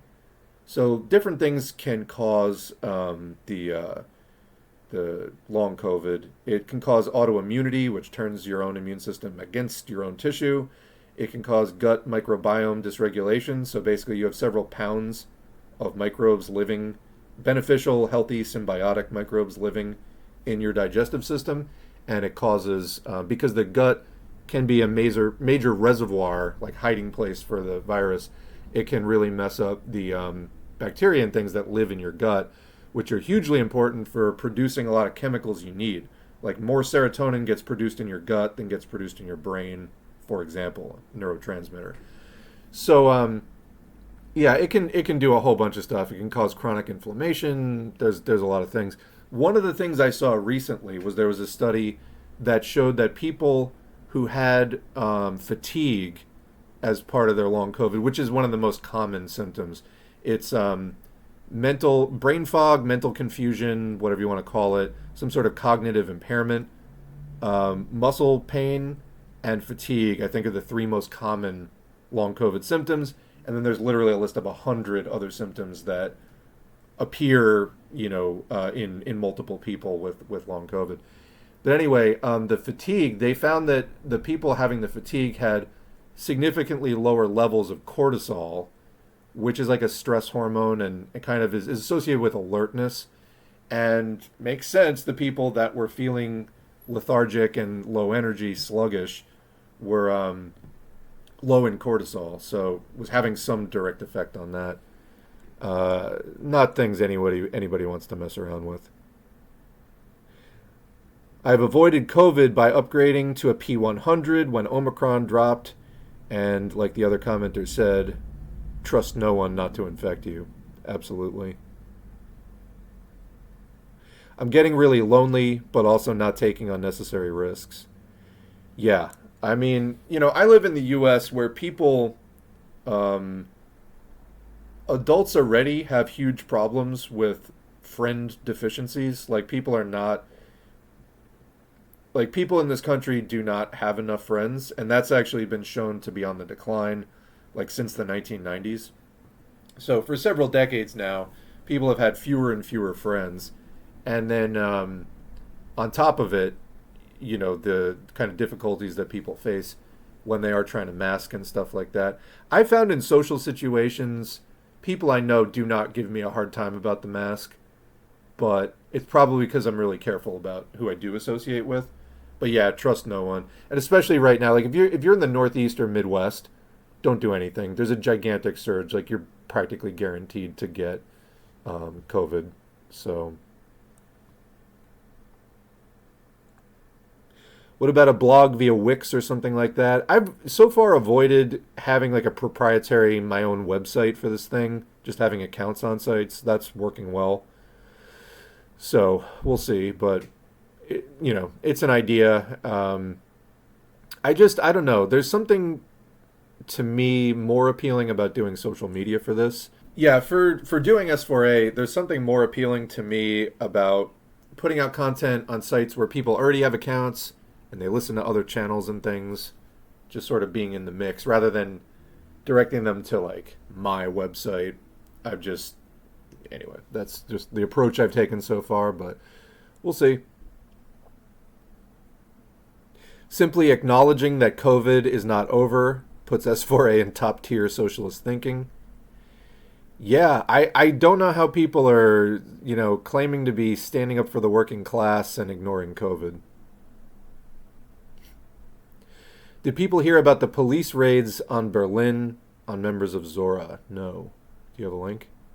The loneliness did finally catch up with me this year, as there are so many fewer people still shielding, masking.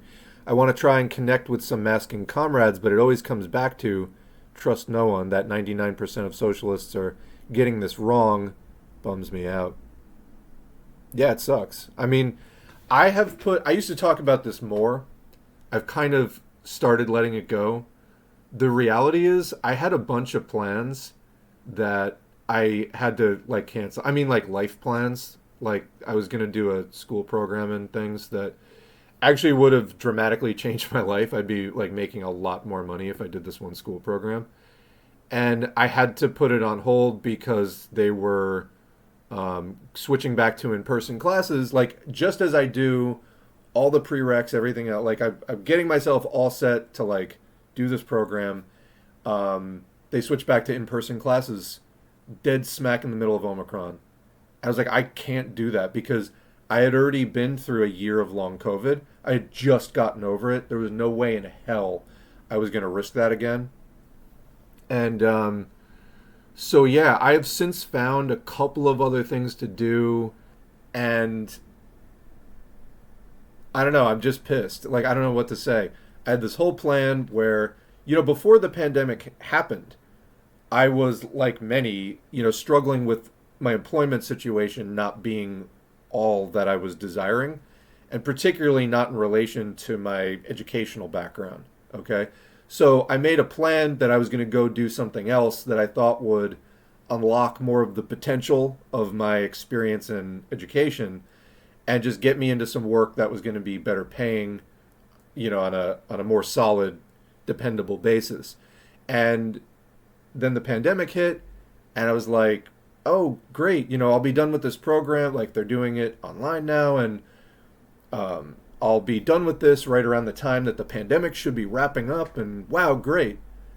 And fucking none of that, happened. And so my whole life has, been not 100%, but at least a majority of, what I expected to be doing in the last few years has been put on hold as a result of my needing to avoid getting COVID and passing it along to other, people around me and things. There's the point about you getting COVID and what it can do to you.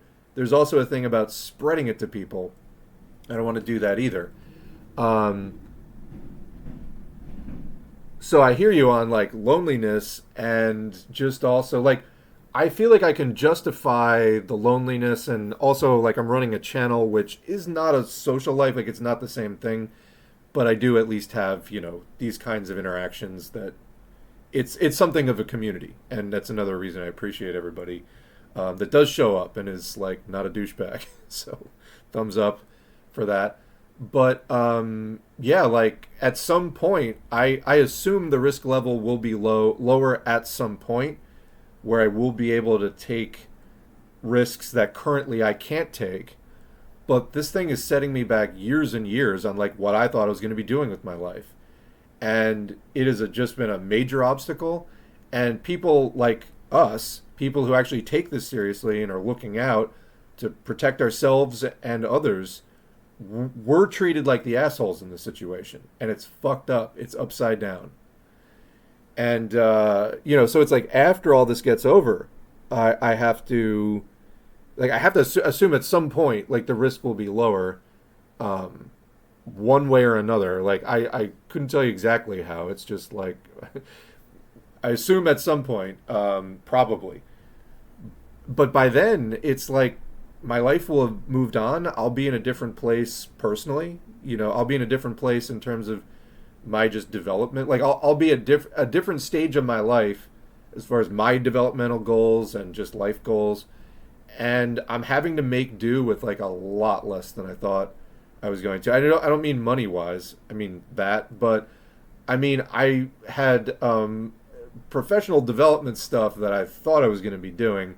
I'm making it sound a little bit fancier than it is, but I was planning to keep taking steps towards like what my work life, and just have not been able to do that. So, been staying sane by doing this channel and continuing to study and learn with you all. But fuck, if it wasn't for this, like I have had a lot of frustration over the last several years because of all of the things I have not been able to do, whether it's moving, whether it's school goals, whether it's work goals. I have not been able to do, I would say, the overwhelming majority of what I had planned. But again, I'm the asshole for pointing it out. According to like Bidenomics, everything's fucking just dandy. Like the housing market's paralyzed, homelessness just hit an all-time record. But we're the assholes because we point out that there's structural defects with the economy, and the concentrated expression of the economy is the politics, and fucking Biden's just up there picking his nose like lost in a daydream. So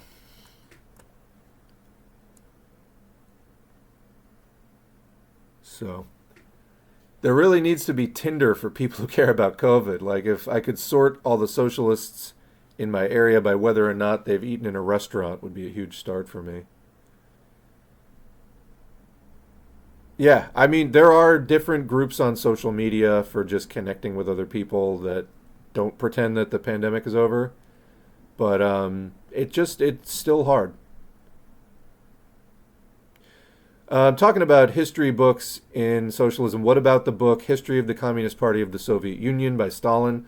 So I won't be doing that one because there is already a very well-recorded human-read copy of that on the Finnish Bolsheviks channel.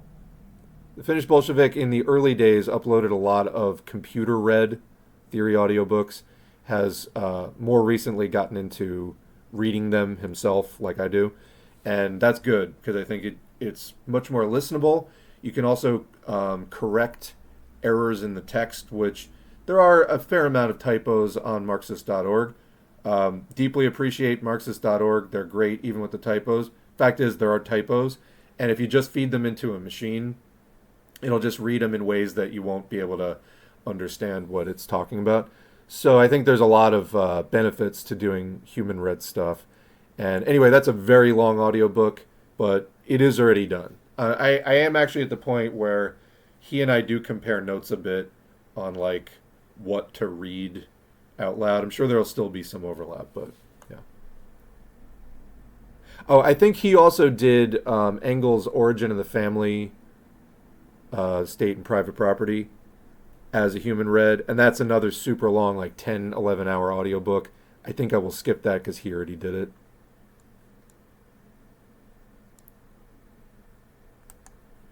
Here's a brief article, on the situation in Berlin.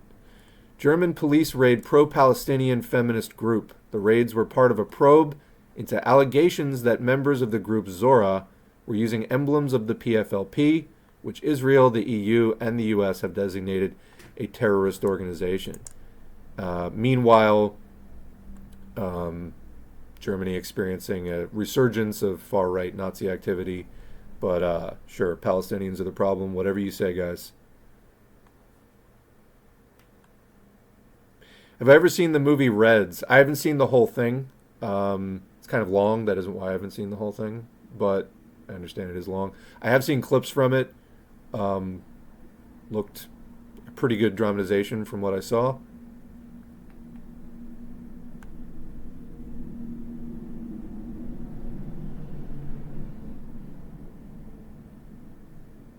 There was a COVID dating group on Facebook, but it shut down recently because the mod refused to kick out a person who wanted to post pro-Israel content.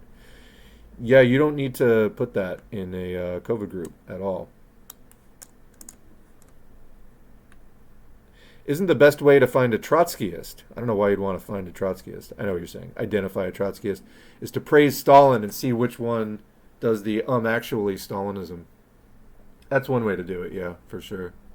Then again, I mean, lots of liberals will do that too, but that will work.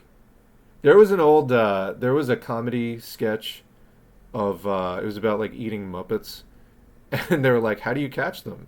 And they're like, "I wish someone could help me learn the alphabet." And then like a Muppet pops up. It's anyway, Trotsky is similar. Doesn't genetics entail eugenics? I think you mean imply, but no, it doesn't. Defining genetics as a unit of heredity that influences characteristics in a population and passes this down to their offspring. That's a fact, okay? That's a biological fact, period. So have you considered whether it is true or not? Then this follows. One, no, what are you talking about? Doing like gene therapy and ways to like edit genes to not have cancer is not the same thing as like death camps. I don't know. I don't know what your concern about that is. What is your concern about this?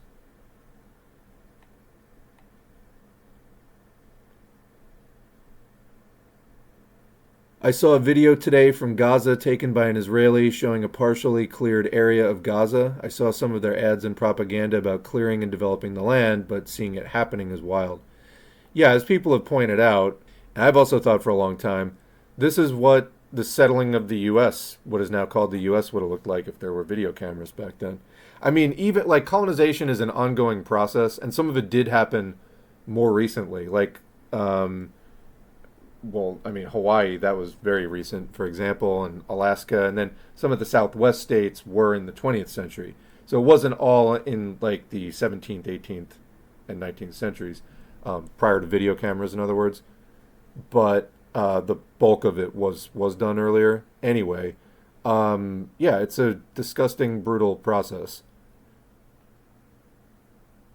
I really honestly have to think Israel is not going to get away with it, though.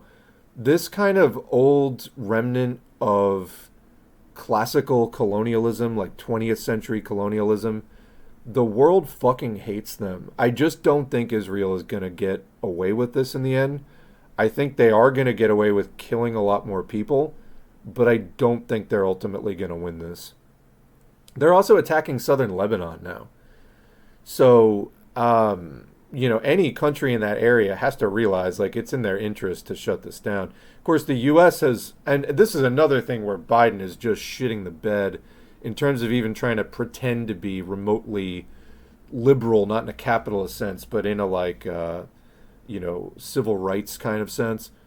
Parking warships out there, Biden just making it absolutely clear Israel has carte blanche to do whatever, and the U.S. will stand by their side and make sure that they just do whatever. I think the U.S. is going to end up forcing the world's hand in one way or another on that.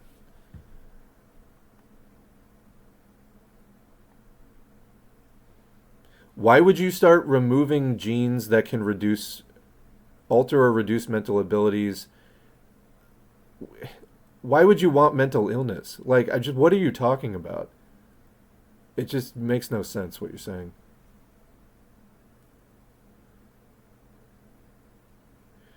I'm finding more pro-mask liberals than communists, really. The majority of the COVID-conscious crowd are pretty libbed up. Yeah, I've noticed that as well. At least online, leftists are overly concerned with being cool. Oh, you mean they're in their early 20s? So naturally this would be a problem. Yeah.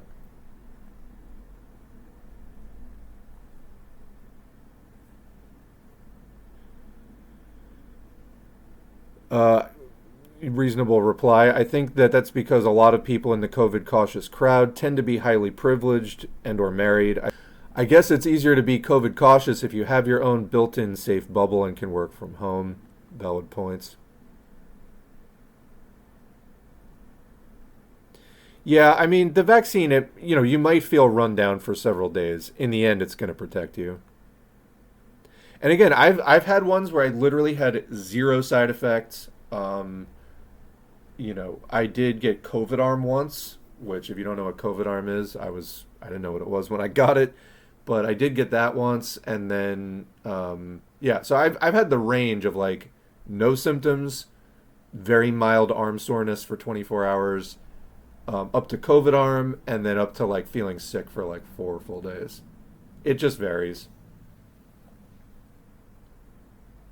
I saw socialist stickers stuck on poles in my downtown. It had QR codes on it that led to some Trotskyist page, Socialist Revolution. Makes me want to make some stickers that direct to S4A YouTube page and the spread of revisionism and Trotskyist deviations. I mean, if you did that, I wouldn't be able to stop you. I did back-to-back Novavax boosters because I lied and told them that I was unvaxxed and got the full two-shot course. No symptoms beyond a slightly sore arm. Yeah, I understand the Novavax is pretty good. That's what I got for my booster. There's a lot of people that do that will like hop state lines because the vaccine records are only inside of a state, and they'll just go to somewhere and just be like, "Yep, I need the shots." Although I have to say, when I got my booster this season, they didn't ask if I had a card or anything. They don't care anymore, I don't think, because now it's just on insurance, so it's like just you get whatever vaccines. But yeah, I did not have a vaccine card or anything like that. That those days are gone.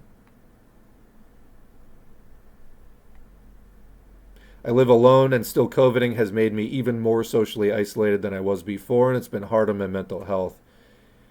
Yeah, I know what you mean.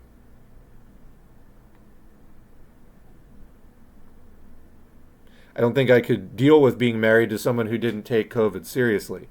Yeah, I mean, your risk factor of if someone you live with. So I was just looking at a chart. I think I might have retweeted it. It showed the level of risk for different things. Briefly encountering someone in passing, very low risk. Spending 15 minutes in contact with somebody, significantly elevated risk over the first one. And then living with someone, the risk was like really, really dramatic. So yeah, if whoever you live with doesn't take it seriously, then if they get it, you get it, pretty much.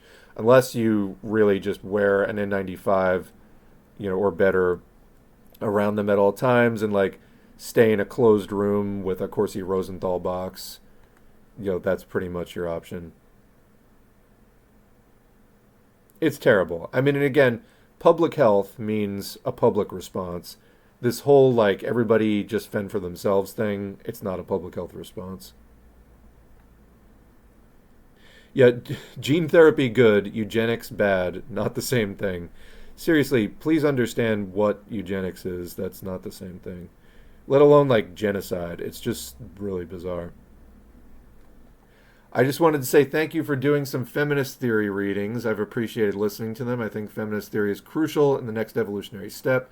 We shouldn't be afraid to support and contribute to it as male comrades. Rock on. Yes, I agree. I started reading Lavender and Red, which is LGBTQ plus. It's like the history of the LGBTQ movement as it intersects with the socialist movement. There's definitely feminist theory tied in with that, but also queer theory as well. Then the Palestine thing started, and I kind of dropped everything to focus on that more. We'll be coming back to that and other readings. But yeah, I made a point, I think it was early in 2021, after coming through the first year of doing this channel, 2020, and just the amount of fucking chuds. Because this was before Caleb Maupin got outed, and it was like when PCUSA was still not really known to be fully Nazball and just all the other stuff. It was before the big like Patsock controversy and the land back thing, and before people started really going like, who are these Lyndon LaRouche fuck-ups that are pretending to be Marxist and all that kind of stuff. And I was just going like, what is going on in this supposedly Marxist world? And in, I think it was January, maybe it was even December 2020, Early 2021, though, I started just doing a bunch of like feminist texts. I was literally just trying to drive these people away from being in the audience, while also, educating people in something else. And, some of the readings, like there are some radfem readings that, not like the best thing, but I did want to give people more of an overview of that. And then, of course, there's like Anuradha Gandhi's writings on the philosophical trends within the feminist movement. So I have some examples of the different trends on the channel. So I see a lot of so-called Marxists upset that Trump is getting booted off the ballot in Colorado, but I just don't care. It's capitalist on capitalist violence. I have to think those are not Marxists. Just I do not have a statement. I don't know what to say. Yeah, there's a lot of people. Actually, you know what? That reminds me too. Speaking of this kind of bizarre opportunism and just the right wingers that think that they're some kind of communist or something. Jimmy Dore, who once upon a time was a progressive, but if you weren't there prior to the summer of 2016, you would probably not know that, because ever since then, and he was on the Young Turks originally, and they endorsed Hillary Clinton after Bernie got cheated by the Democratic Party and went along with getting cheated by the Democratic Party.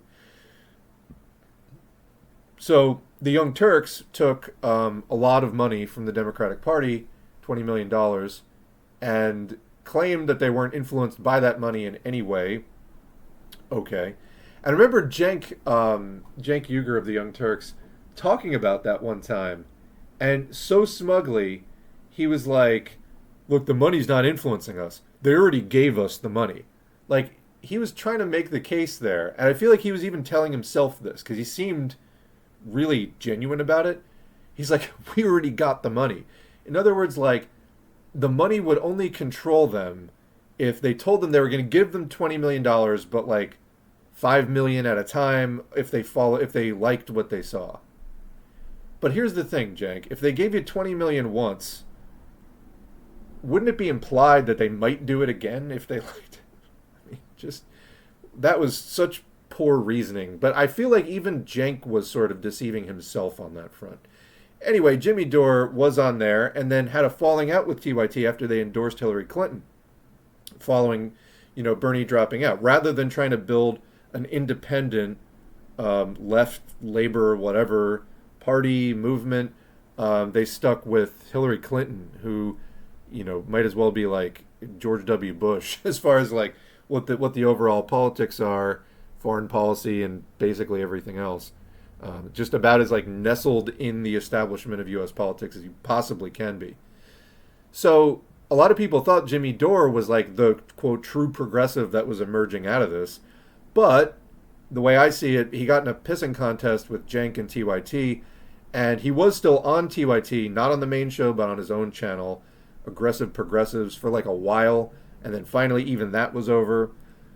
And people thought that he and Jordan Chariton of Status Quo, who also used to be on TYT, they were like the real progressives that left TYT, which was just going more mainstream, like bog standard Democratic Party stuff. But then, in order to compete with TYT, I think, Dore said to himself, how do I get a huge audience bigger than TYT? Well, there really weren't enough people on the left to do it. And Jimmy Dore wasn't going to go and do something like I'm doing, like teach people Marxism. He wanted to go for an established audience that was going to make him lots of clicks, lots of subs, lots of money. So who did he go for? He started leaning more and more to the right. Libertarians, oh, they have some common ground with us. Oh, let's interview Ron Paul. Let's see what this MAGA person has to say. I mean, they kind of have a point. I mean, Trump's like just the punishment for the Democrats, and like, oh, Trump's less of a warmonger, and like on and on. Oh, Tucker Carlson. Like on and on it goes. Well, now here's where we're at with the Jimmy Dore show.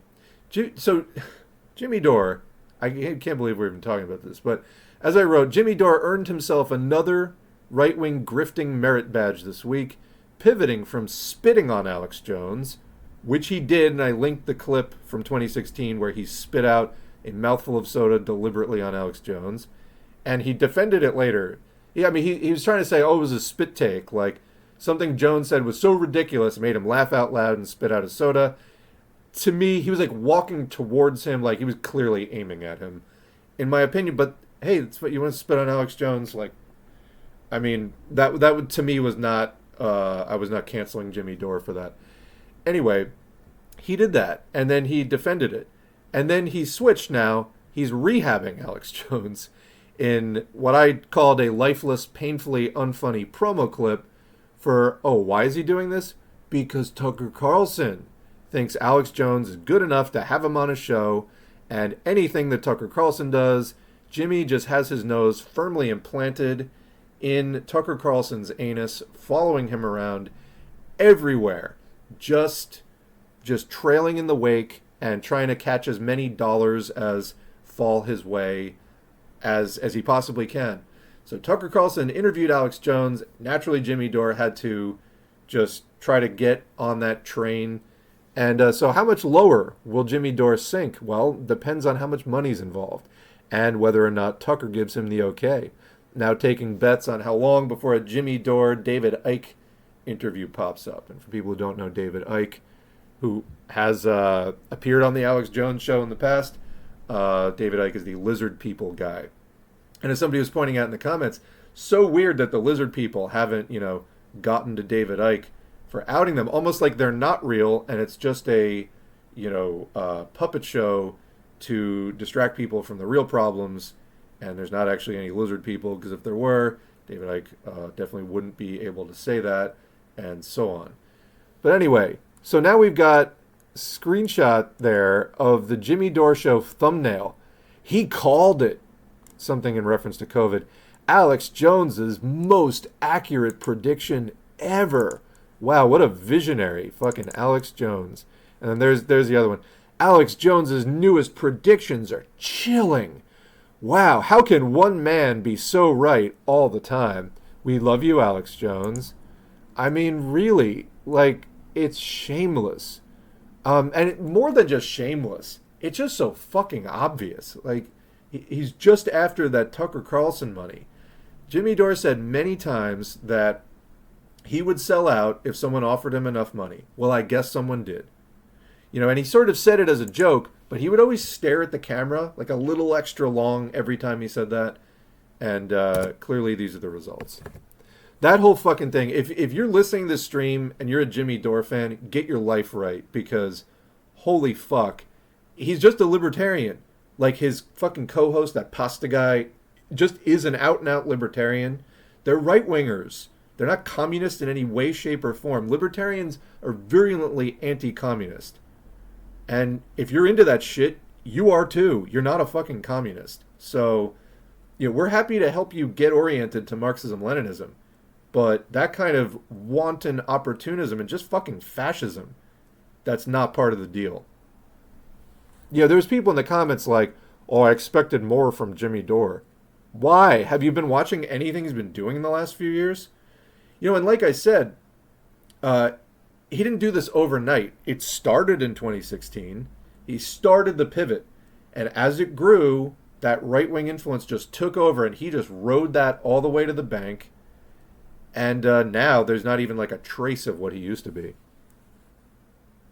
For me, and I've said this before, for me, the last gasp of Jimmy Dore's progressive instincts was that force the vote thing. I think he is sincere about wanting Medicare for all. But when everything else you do is like COVID denial, anti-vax, you name it, like promoting the fucking like great replacement or whatever fucking stage he's on now. I mean, just promoting Tucker Carlson. Tucker Carlson is fucking Nazi news, They had cable TV back in Nazi Germany. That's what it would have looked like. And he's just right there. So, yeah, as of several years now, Dore is completely crossed over. And I think that people who are fooled by him, and there's probably some angry commenters typing right now, like in the YouTube video after I post this, it's people who are too easily fooled. You don't have the proletarian internationalist, Marxist-Leninist foundations of your theory and political understanding yet, and you're being taken in and taken for a ride by this kind of opportunist, like, oh, he says he's anti-war. Yeah, libertarians say that all the time. However, they're for a system which literally fucking requires war. Okay, you can't have capitalism without war. It's not possible. Libertarians try to sell you on this petty bourgeois, like small capitalist who's envious of the big capitalists. That, oh, oh, the man is out to get us. Bro, you're literally trying to become the man yourself, and you're just pissed that you're not as rich as the man. But you're engaging in this same fucking capitalist exploitation that they are, just on a smaller scale. So people who are taken in by that stuff and think it's in some way like communist-based whatever, you do not have your theoretical foundations. You need to sit down, close your mouth, study up, and then, again, just get educated on this, because you're not doing it correctly. And I do not suffer that shit in the comments. You want to post it, great. It's not going to get published. We're well beyond the stage of trying to argue with people on that. It's non-negotiable. I really appreciate some of the YouTube videos you have dropped. I'm not the audiobook type, but I love the analysis videos you made. Well, I'll tell you this. Check out some of the audiobooks anyway, because I do put comments in them that kind of help explain it. And a lot of times I'll put either in the beginning or the end, up to 10 or 15 minutes of kind of digesting the content. So I do build in a lot of commentary with it to kind of put it in perspective and context and help people understand. I get the occasional person that doesn't like that, but that's the way I do it. And I know that the majority of the people that comment on that do say they like it and benefit from it. So that is just the way that we do it. I don't just read audiobooks. I try to teach the audiobooks. And I think I've gotten better at it as my foundations have gotten better too. But anyway, I appreciate your appreciation. And just saying, even some of the shorter audiobooks, some of them don't have comments, but a lot of them do. So you may be surprised you'll get more analysis in them than you might expect. I always tell people the capitalists would sell you for $1 if they could. Yeah, I mean, if that's all they could get for you, sure, they'll sell you for 2 or 3. If they can get 2 or 3. That quote about folks hitting rock bottom financially soon hits really close to home. It feels like I've been alone in that, but the fact that someone is publishing that tells me that something has got to give soon. Yeah, this whole run, the whole 2010, 2012 and on run, it's over. The market hit a bottom in 2012. That was the end of the bottom. It's been on the ascent since then. Guess what? All these people that think that the top is just going to go on forever, there's never going to be another bear market. It's just going to go up and up and up. That's not how this system works. Why are you engaging in investment behavior when you don't even know how the system works? But I guess that's capitalism. It relies on suckers. Let's not be one. And so what does this mean for workers? I mentioned the risk of imminent unemployment for people. That's definitely one. The unionization that started in the last few years has got to ramp up. That's really the only way that workers can really protect themselves.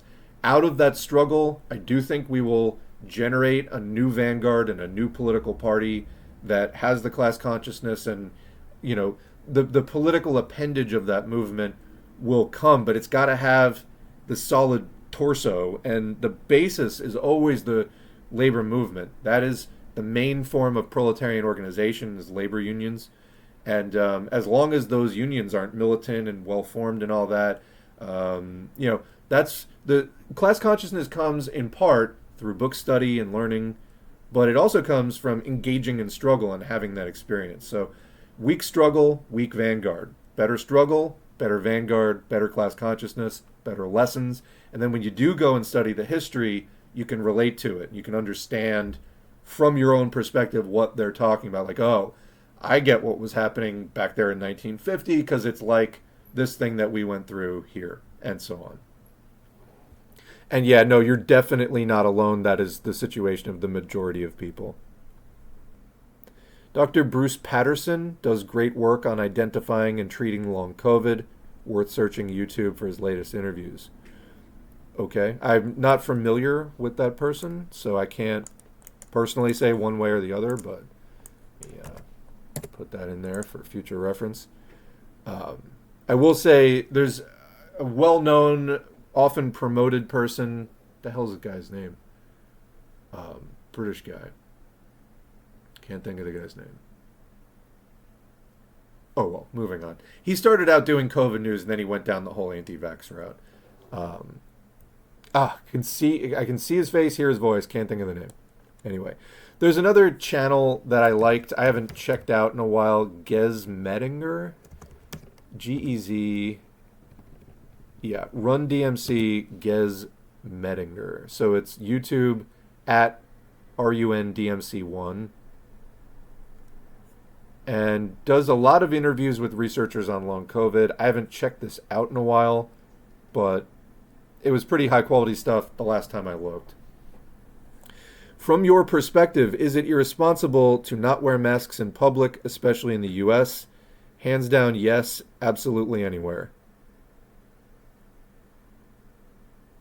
Is socialism necessarily authoritarian? Authoritarian is not really an objective term, but can anyone point me in the direction of any readings? Yes. I mean, there's Engels on authority, but lots of anarchists just rage about that one anyway and claim to have debunked it. Here's what you got to think about rather than authoritarian versus libertarian, which is really a bullshit distinction. What you have in class society, which is to say unequal society where there's different classes of people who have different relationships to the means of production. Means of production are the things that we use to generate the goods and services that are required for what we consider, currently modern life, but the goods and that make all the stuff that we need, that makes, you get the material basis of life and survival. So, in class society, there's a ruling class. Currently, it's the capitalist class in the U.S. In capitalism, it's the capitalist class that rules society. These are the people that own the means of production and operate them for profit. And they use their state, the bourgeois or capitalist state, to enforce their class rule. So we live in the dictatorship of capital, the dictatorship of the bourgeoisie, dictatorship of the capitalist class, whatever you want to call it. These are synonyms. So, in socialism, what happens is, through a revolutionary process, the dictatorship of capital is ended. The institutions of the bourgeois state are replaced, not just changed, but torn down and replaced with instruments of the proletarian state, which is really only a semi-state in the sense that it's not seeking to prolong minoritarian rule, and oppression. However, the proletariat, following a socialist revolution, does need to repress the capitalists, because after a revolution there are still capitalists and petty capitalists who are going to try to keep exploiting people, keep employing people, and so on. So what the dictatorship of the proletariat is about is creating a transition away from capitalism, using the power of the proletarian state to repress the capitalist class until it is extinct. And this can take a while, like multiple generations. So that process is underway. We are still in the era of proletarian revolutions, but and imperialism on the other side. But there's always force involved, always, because the capitalists are just going to try to keep doing capitalism. Proletarians must forcibly, in our class interests, stop them from doing that. So, I mean, if you call that authoritarian, then, I mean, that's a very bourgeois point of view to consider using force to stop exploitation in the interest of the vast majority of humanity. It's definitely a capitalist perspective, The only people who are really opposed to that are capitalists. So, yeah, they do call it authoritarian and this and that.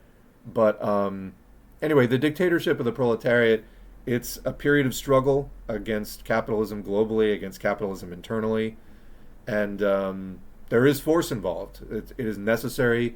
But these things, the state, political parties, they're products of the era of human existence marked by class society. As long as there are class distinctions, class inequalities, there's going to be the state and political parties to represent one class interest or another, and the state is force. So, Authority is basically just institutionalized power.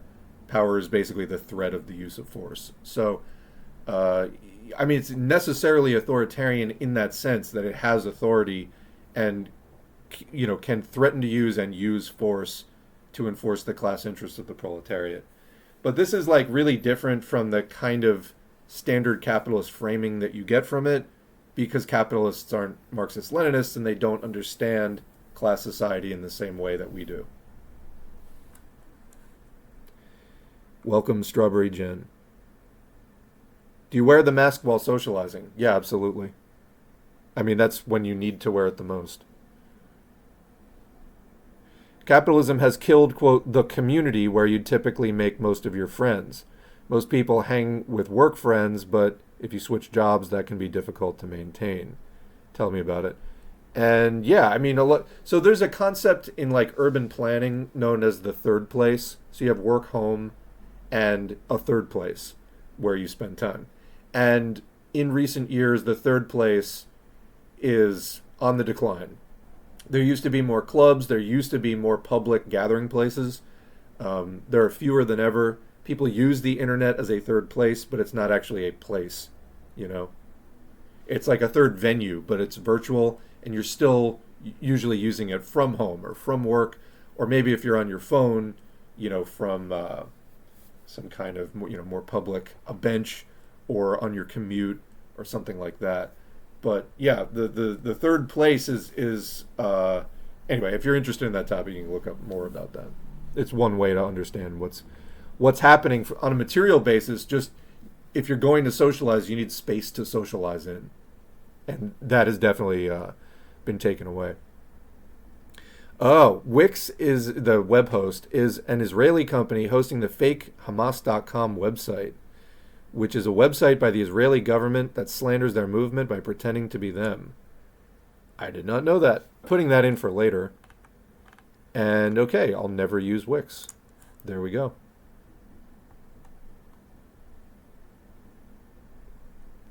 Yeah, about authoritarianism. And first of all, thank you for the comment. I know a lot of people wonder about that. It's just like authoritarian, it's a really difficult framing to work with because, it's just not really like a valid framing. Capitalists do use that sort of authoritarian, non-authoritarian framing to try to dissuade people from being interested in socialism. But, as was it Engels, have these men ever seen a revolution? The process of taking power away from the capitalist class, I mean, they don't let go of it peacefully, But the alternative is to just let them keep doing horrible things forever. So another comment, authoritarian is kind of a nothing burger term because all systems at our current stage are, quote, authoritarian in the sense that there is a class suppressing another through the state. Yeah, exactly. This is what I was saying. And this is actually in the current readings that are up on the channel of Mao criticizing Khrushchev and the whole peaceful coexistence thing. They were definitely putting out peaceful transition, peaceful coexistence in the Khrushchev years of the USSR, which were just revisionist lies that like, oh, the imperialists are peace-loving now. What? So anyway, and also the notion of the party of the whole people. No. I mean, the USSR was claiming that the dictatorship of the proletariat was like a past stage and that they had moved on to the society of the whole people and all this. So that's not possible in class society. Anyway, socialism does require the suppression of the capitalist class. Yeah, it's ongoing class struggle. Capitalism also requires the suppression of a class, but that class is the majority, the working class. I'm not sure of the best stuff to read, but I know On Authority and the State and Revolution helped me to develop my understanding. It's a very good answer, Seth. Yeah, that's why I have The State and Revolution by Lenin pinned as like the video that people see when they're subscribed to the channel. If I could get people to read like one text, it would be Lenin's The State and Revolution, because it clears up so many questions that particularly U.S. leftists have about Marxism, the state, and so on. It also rebuts anarchism, which has, a number of serious errors about the state and the nature of the state. Anarchists think that basically the state is the problem, and that if you just smash the state, everything kind of gets better from there. But no, the state is a product of class society. Getting rid of it is not going to change the underlying condition that there is class society. And then social democrats or reformists make the opposite mistake, which is that you can just gradually reform the bourgeois state into something that works for workers. That's not how it works. Bourgeois state, just like the old feudal state, has to be, replaced. So, but again, good answer there. Have I heard about the trials on inhaled COVID vaccines? I have heard that they're promising, but I also haven't seen much being really advanced practically on that in the last several years. So I'll take a look at your link, though. I did more recently look for updates on that, and I really didn't see any. May not be related to anything, but some good news is here in Salt Lake City, the socialist candidate got 7% of the vote in the mayoral election, which for the area, yeah, for sure is really good. What, I'll have to look this up later. Salt Lake City socialist mayor. Okay. Look that up later. Where's my Twitch tab? Found it. Since you talk a lot about organizing, yes, it's very important for people to get involved in the real world. What do you think of the IMT? They're Trotskyist. Seems like they're a heavy presence where I am, and I keep seeing them out at protests and strikes and stuff. I took some of the pamphlets they were giving out on Palestine, thought they had a good take. Yes, you can find Trotskyists having good takes on various topics. The problem is Trotskyism as a tendency cannot be trusted at all. Trotsky's own positions shifted all the time. The only constant throughout Trotskyism is railing against Stalin. Yeah, stay far away from Trotskyism as Marxist-Leninists. I mean, it's implied we are against Trotskyism. They just, I've known Trotskyists in real life. Just stay away from them. That's the best I can really say.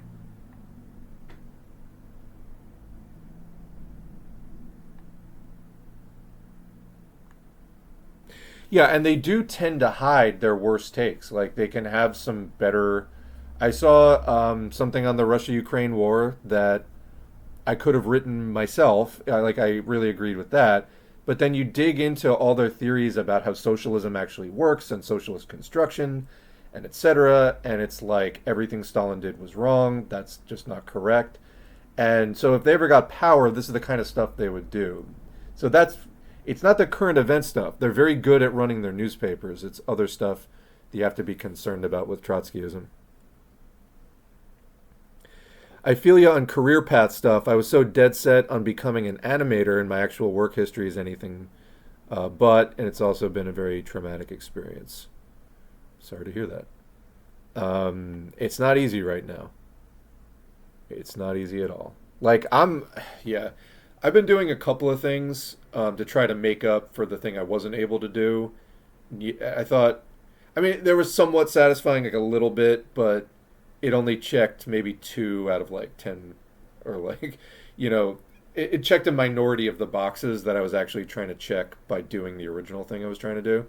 I got some satisfaction out of it, and I don't know, I'm trying to figure out what else to do because I don't want to keep wasting money on stuff, but also feel like I haven't really hit the goals I was trying to reach. Okay, thank you for the reply. This was the person talking about authoritarianism. I think all forms of governance are inherently so. Yeah, and the thing is, contrary to what anarchists will tell you, it's also required for human society to run at the stage of development, class society. I was reading The Road to Serfdom, libertarian shit, and it reminded me of the dominant mode of rule.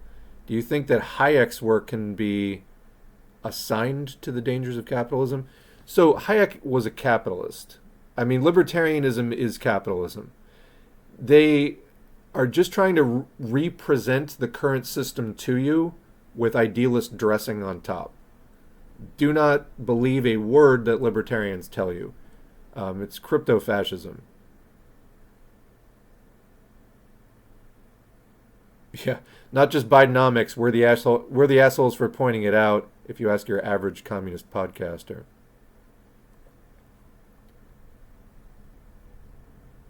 Yeah, computer read audiobooks are pretty hard to listen to. Like, they're better than nothing, but pretty hard to listen to. Got an endorsement for Finball's History of the CPSUB read. I didn't like Reds. It turns very liberal at the end. You can really see the Trotskyist influence. Good to know. Oh, somebody knew the Muppet eating reference. There you go. Yeah. Underrated show.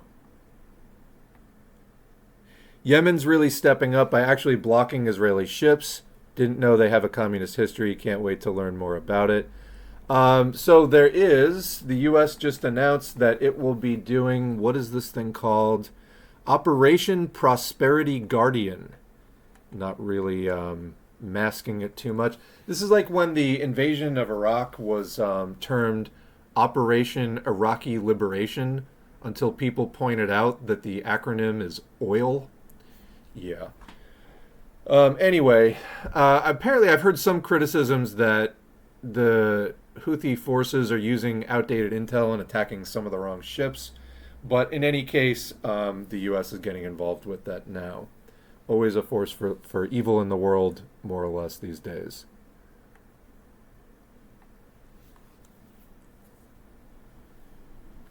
Oh, somebody's saying about COVID, don't take those charts too seriously about risk.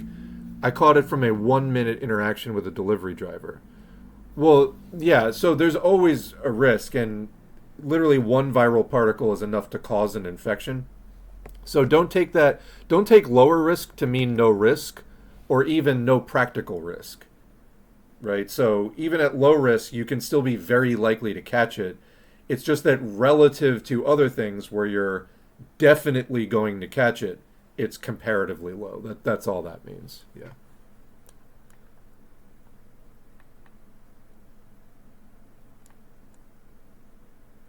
Oh God, not Jim Jam. Yeah, we got into the Jimmy Dore today. We sure did.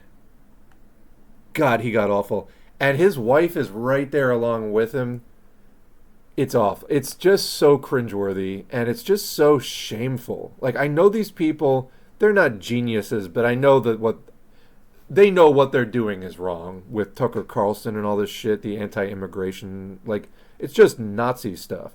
They know goddamn well, because if you go back and you listen to Jimmy Dore criticizing the Trump rallies in 2016 and 2015, he knew then what he was talking about. What did he forget? No.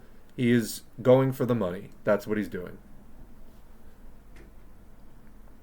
I mask up while the curbside groceries get loaded into the hatchback and don't take it off until I vented the cabin. I was starting to think I was overdoing it until someone wet coughed into the car. And I was so glad I was. Yeah, I just went shopping the other day. There were like 5 or 6 people. And I go when there's very few people. And there were still 5 or 6 people coughing fucking openly into the air. I was like, have these people not learned a goddamn thing? Apparently not. Reminiscing back to when Jimmy Dore was on TYT and was the only one defending Castro in the Cuban Revolution. Like, you know he knows better than what he's doing. I remember that prick David Icke when he was a minor sports commentator on the BBC in the late 70s.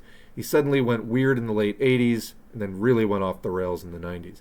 Yeah, he was like one of the main like conspiracy people.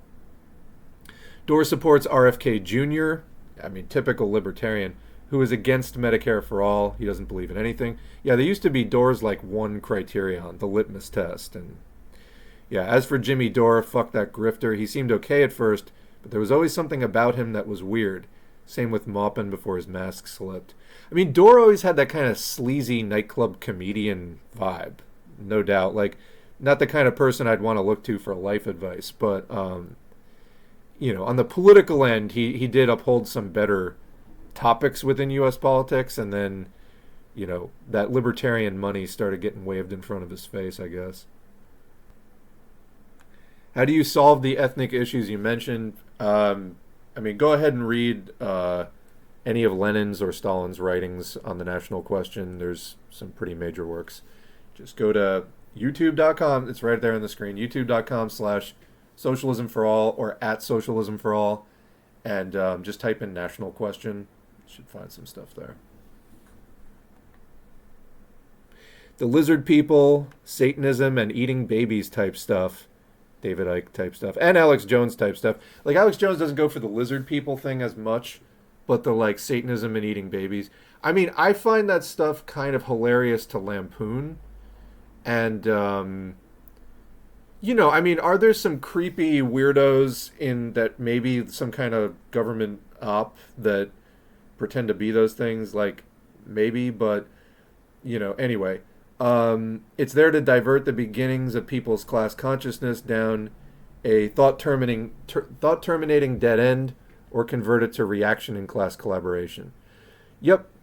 So I started out in the 2000s when there was the communist movement was like nil.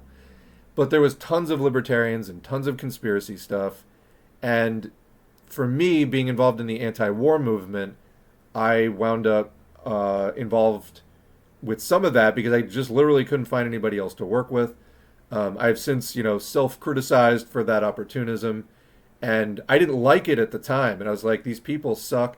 And I was, listening to, like, Patriot... Like, I've listened to Alex Jones, although I was listening more to even people on the, quote, like, Patriot right who criticized Alex Jones. Like, people who had some amount of more independence and, like, just general fucking sense than to, like, take Alex Jones at face value, but still had bad politics.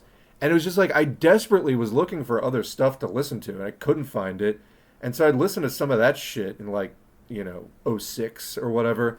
I just literally couldn't find anything else because the liberals, like the Democrats and stuff, they just weren't putting up any fight. So trying to find critical voices, the sort of paleocons and libertarians were far outweighing them at the time, far outweighing the left at that time. And, it was just crawling around on the back channels of the internet trying to find stuff. I wound up finding a lot of that. And it was just like some of the stuff, it's like these Christian libertarians that are like, men should be allowed to like beat their wives legally because God said so. And I'm just like, wow, you can really find anything on the internet, huh? And, it claims to be like against the system and all this. And I guess technically it is, but for all of the wrong reasons and all of the worst ways. I mean, Alex Jones, like he was full-throated for Trump. Does that not set off any red flags for you? But yeah, anyway, the lizard people, Satanism, and eating babies type stuff is there to divert the beginnings of people's class consciousness down a thought-terminating dead end or convert it to reaction and class collaboration. I mean, you look at some of these things like Red Ice, I forget the name of it, like that was getting going when I was there, and it's just fascist. Red Ice, I forget what it was, Red Ice Radio or something like that. If anybody remembers Alan Watt, sort of like anarcho-primitivist, sort of not really. It's just all the stuff that leads you absolutely fucking nowhere. Nowhere. Total dead end, exactly like you said. Just a complete fucking dead end. Or it just leads you back into the same... Like, it either leads you into complete isolation, or it leads you back into the system that you were trying to get away from in the first place. Like, when you realize, for example, that libertarianism is just neoliberalism with some idealist dressing on top, you realize you just went in a fucking circle.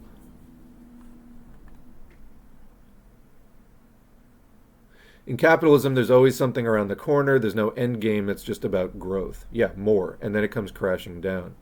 Yeah, and Marx and Engels were describing this like 175 years ago. Boom and bust. The built-in overproduction crises of capitalism. Yes, John Campbell. That is the shitty doctor that started out doing COVID news and then became like rabidly anti-vax. And a guest on the Jimmy Dore show, I might add. Oh, there's a lot of chat. I guess that happens. This would be the time I'd start thinking about wrapping it up, but I try to get through more of the chat. People opposed COVID restrictions on the basis of, quote, freedom. And yeah, I see somebody else mentioning Russell Brand. I did some videos about Russell Brand. Bourgeois anti-authoritarianism is meaningless. Yeah, because the only, what libertarians are about, they're about freedom for capital. They want... bourgeois anti-authoritarianism is meaningless. They want the freedom to exploit. They want freedom within an extremely narrow bourgeois sense. And even then, you bourgeois law claims that it's on an equal basis and it's the same law for all the people. In reality, we know law is a rich person's game for the most part. And even if, I mean, many judges are just straight up racist or whatever else, but, it's usually not applied evenly.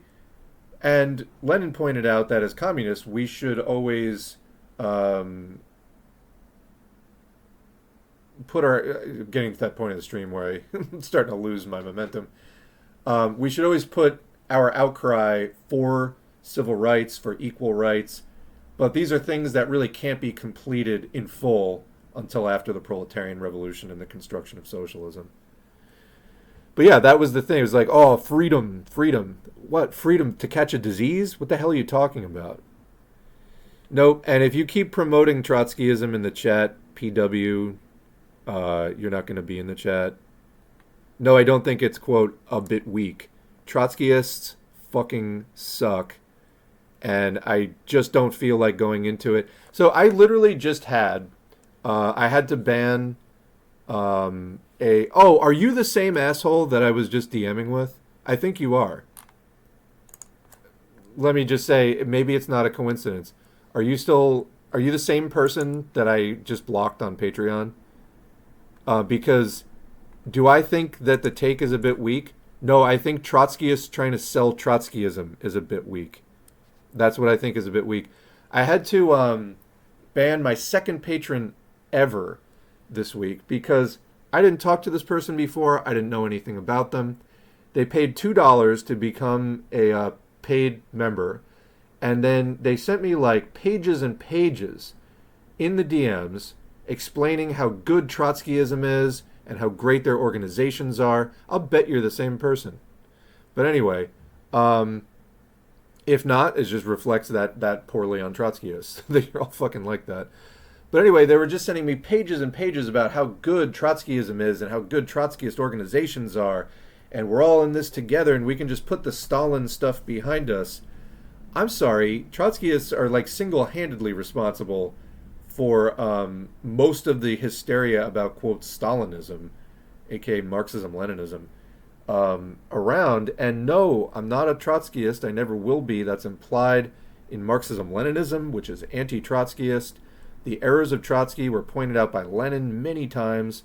And no, this is not something we're going to do here. So before you start getting it in your head that you're going to start hounding me about Trotskyism, you can fuck all the way off. All right? I have a question about the dictatorship of the proletariat. After the revolution, bourgeois elements have their property expropriated. Surely this would be completed in the course of a few years, right? It depends on the situation. I understand class struggle is an ongoing process, but once the proletariat have taken power, why would they allow any bourgeois to remain? Well, they don't just contrary to what capitalists say, they don't just massacre them all. The people are still around, and they're going to be looking for those investment opportunities again. If they can get their hands on some collectivized property and then abuse it for profit, they will do that. Or is it more of a keeping foreign capitalists under control within the country? Well, there's a threat, and so you should go listen to the 2 Mao texts that I just posted, because this is explained in there specifically.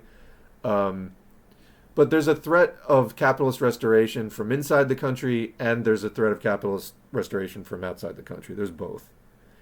And it depends on the situation. Like in the USSR, the capitalism wasn't well developed, so they did the NEP, and they allowed some capitalism for some amount of time. Lenin thought this was going to have to go on for maybe a few decades. It actually only went on for less than a decade before, under Stalin, they started collectivizing more heavily, more rapidly.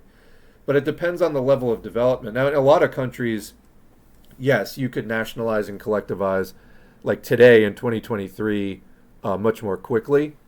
But, this process of eliminating the traces of capitalist thought and bourgeois ideology from your new socialist society is not necessarily quick and easy. So anyway, hopefully that answers the question. I would definitely point you to especially the first part of On Khrushchev's Phony Communism by Mao. Trots lead people the wrong way from the start, so yeah, I think they need to be avoided outright. Is S4A the only Marxist who believes that the U.S. did 9/11 themselves? No, I mean, I've definitely talked to people through the channel that also think there is ample evidence of that. Operation Money God. That will be pretty much like the U.S. when the U.S. Starts the final push to defend capitalism from world revolution. As the revolutionary forces enclose around the U.S., they will launch Operation Money God. Absolutely. Bad Empanada has been acting the dick lately. I mean, that's pretty much par for the course. I've never really known him not to. Sad to see, but like Dore and others, he's always had a sneery edge to him. He's awful. He's awful. There was one time he was getting ratioed super hard because he made a terrible post about homelessness. And I was one of the people that pointed out, this is a terrible post, don't do this. And he spent the next few hours like trying to come after me. It was like psychotic. I mean, it was like really, really disturbed behavior. And so no, he's just like that. Fucking you. I've literally forgot that guy. I have not thought about that guy in quite a while, actually. So yeah. I don't think people want to learn or identify their mistakes these days, except communists, and just do their own life. Yeah, I mean, I think there is a higher standard of critical thinking here, at least when it comes to social issues. My favorite Alex Jones thing is when he pretended to be chased by the CIA in like 2007. I missed that one. I told my coworker not to sneeze in her hand and cough in the air. I told her she should do it into her sleeve. Yeah, the Dracula method, vampire cough. She said it's her germs and no one is going around her desk. Does she know what air is? Because that's wild. She does also think everyone in the DPRK has the Kim's haircut. So, I mean, regardless of her views on the DPRK, that is elementary. Like people learn in kindergarten not to do that. That you get a lot more watchers than a lot of content-brained leftist streams and refuse to go affiliate is actually super heartwarming. Yes, we can do this thing differently. You do not have to just go in for the drama. You do not just have to go in for just the bullshit. It does not need to happen. Oh, you're saying Bill Haywood. That was the IWW guy. I think you mean Bill Hicks. And yeah, he definitely, Hicks had his issues, but he got Alex Jones pretty good. Red Ice TV. Yeah, that's the one. Yeah, Red Ice Radio. It leads nowhere. False predictions. Euro Alex Jones. They're still going, and they're just full-on fascist from what I saw.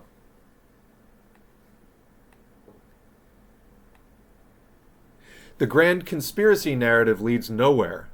It's amazing how much Marxism helps you really think about what you believe is based in reality. Yeah, I mean, the grand conspiracy thing, actually, for me, looking at grand conspiracy stuff, I was just like, it's just capitalism. Like, capitalism is the grand conspiracy of a small group of less than 1% of the population to oppress and exploit everybody else for money and power. Like, that literally, you can't get much more sort of devilish than that. And, like, whatever other fun of, satanic stuff that they come up with. Like, they run wars, they do slavery, they do genocides. And the thing is, these libertarians, like, they'll tell you the same thing, except they blame it on, like, socialists. No, it's not socialists. The people who run the United States are definitely not fucking socialists. But that's what all this comes down to in the end. And it is basically rehashed, warmed over Nazi stuff.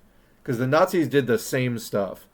Actually, that was one of the things I learned from looking at conspiracy stuff, was I started realizing this is literally old, like, Nazi and Italian fascist theory from, like, the 1930s. It's the same exact stuff. So, yeah. Oh, you're talking about Bill Cooper. I thought you meant Bill Hicks, who also had made fun of Alex Jones. Oh, yeah, Bill Cooper was the Mystery Babylon guy.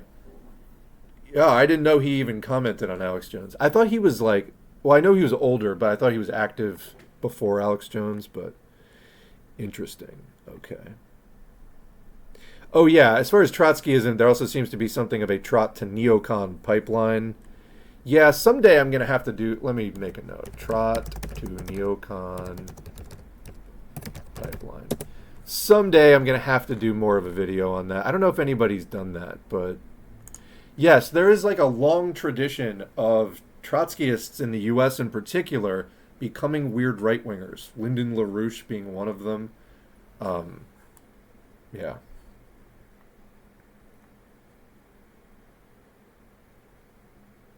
By the way, I sent you an article about how Red Fightback was destroyed. I don't know if it was the same article, but I definitely did read an article about the destruction of Red Fightback in one of the later streams. Like I want to say it was earlier this year, back in the spring maybe. And it turns out one of the biggest abusers in that org was a Trot. They sent a smug Trotsky meme after their actions that helped destroy the party. So that sounds like almost deliberate sabotage by a Trotskyist of that group. Yeah, just honestly, the you don't want any part of Trotskyism. Okay, one of my first, and I've said this before, and I'm getting tired of saying it, but one of my first encounters with real life quote Marxists was a Trotskyist group. They literally turned me off to Marxism for a year. I might have become a communist like at least a decade earlier, if not for the Trotskyists I met, who just, I would never in a million years want to work with a group like that. If Alex Jones was being chased by the CIA, it's because he forgot his paycheck at the desk. And dude legit was across the hall from Stratfor in Austin, the Israeli intelligence firm. I mean, Alex Jones, now that I'm thinking about Alex Jones, didn't he say his dad worked for the CIA? Like his dad was a dentist and he exclusively worked on like CIA guys or something like that, putting in the little radio transmitters in their teeth, no doubt. But yeah, talk about like just sketchy as hell. Yeah, a Trotskyist talking about division, priceless. All right, we are closing in on the end of the chat here, so I will never get the hours back of my life that I spent on conspiracy stuff in my late teens and embarrassingly into my 20s. I mean, again, you know, like I said, I was very anti-war in the 2000s when the U.S. was doing the whole war on terror thing, and I was reading everything I could about it, some of which was decidedly better than others, and then you stumble onto this weird current of, like, the underground, you know, I mean, as I would call it today, the underground fascist and crypto-fascist current, but I didn't know enough about politics at that time to understand that, and wound up being like, what are these people talking about? And that definitely informs my anti-fascism today. You know, was getting nose to nose with it before realizing, oh, hey, this is fascist. Fuck. So definitely went through that.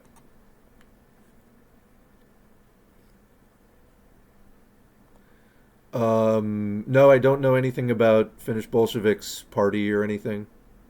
I saw somebody on Twitter was trying to say he was like marching with Nazis. From what I do know about him just through his channel, that seems highly unlikely, but I don't know.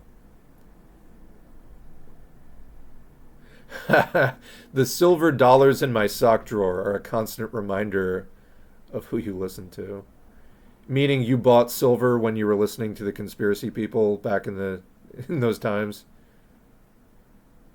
Because they're always about the like gold and silver, precious metals. Now it's Bitcoin, but Bitcoin didn't exist at one point.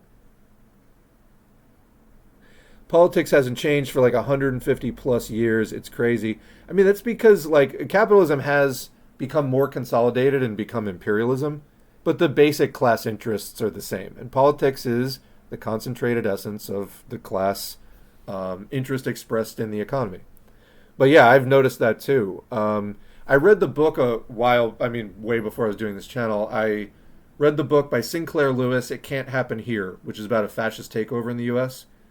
And I was like, I read it in the span of a few days. I was just plowing through it because I couldn't believe it. I was like, this is exactly the same thing as is happening now, and it was from the 1930s. Because capitalism is still basically the same. All conspiracies lead down to one Nazi conclusion. Yeah, it's like you either understand capitalism or you get into the game of like which group is, quote, at the top of the pyramid. You know, is it the Jews? Is it the like Jesuits? Whatever. That's like what. So we have a video on the whole conspiracy topic. It's called How to Overthrow the Illuminati. It's up on the channel, and it's about coming from a Marxist perspective, talking about why the conspiracy stuff is partially correct but completely misleading in where it takes you. Sadly, Trotskyism is rife here in the UK. It's a large part of why the British, quote, left is such a cringeworthy joke. Yes, I'm aware of that. And I may have it here. A patron actually sent this in. I did a community post about it a while ago. And let me see. So yeah, I think I may have covered this in the streams before, but this is a chart from 1950 to 2017, the number of British Trotskyist groups and fourth Trotskyist internationals. So if you're brand new, the third international was the Communist International set up by Lenin and the Bolsheviks. Prior to that was the second Socialist International, which was opportunist and wound up endorsing World War I. The third international, the Comintern, was set up as an alternative to that afterwards. And then the first one was the one that Marx and Engels were involved with. But anyway, so the fourth international was set up by Trotskyists as an alternative to the third international, the Comintern, because they opposed, quote, Stalin, and also Trotsky was basically in exile at that point. And so they had to do their own thing. But you can see on this chart from 1950 and on, at one point, I guess up to the 90s, there were more British Trotskyist groups than there were fourth internationals of parties.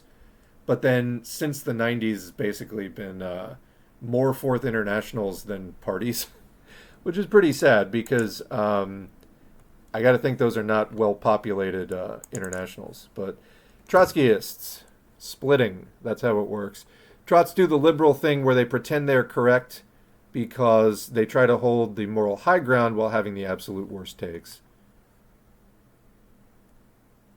I don't know if it's just me, but I've been seeing some bot viewers on other live streamer channels. Okay, so I'll ban those. We are caught up with the chat. So, thanks to everybody for being here today. We hit, I think, just about the right length of time.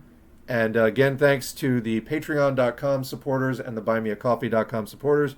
Patreon.com/socialismforall. And buymeacoffee.com/socialismforall for one-time or recurring donations. And again, thanks. We had a lot of people in the chat today.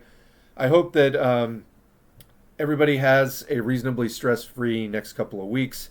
This end-of-year holiday period can be really stressful for a lot of people. It's one of the reasons I felt initially like I might need a break today. One of the reasons I did it, I knew it would be good for us all to just have some time to come together, hang out, and chat. But hang in there, and we will be back soon with another stream.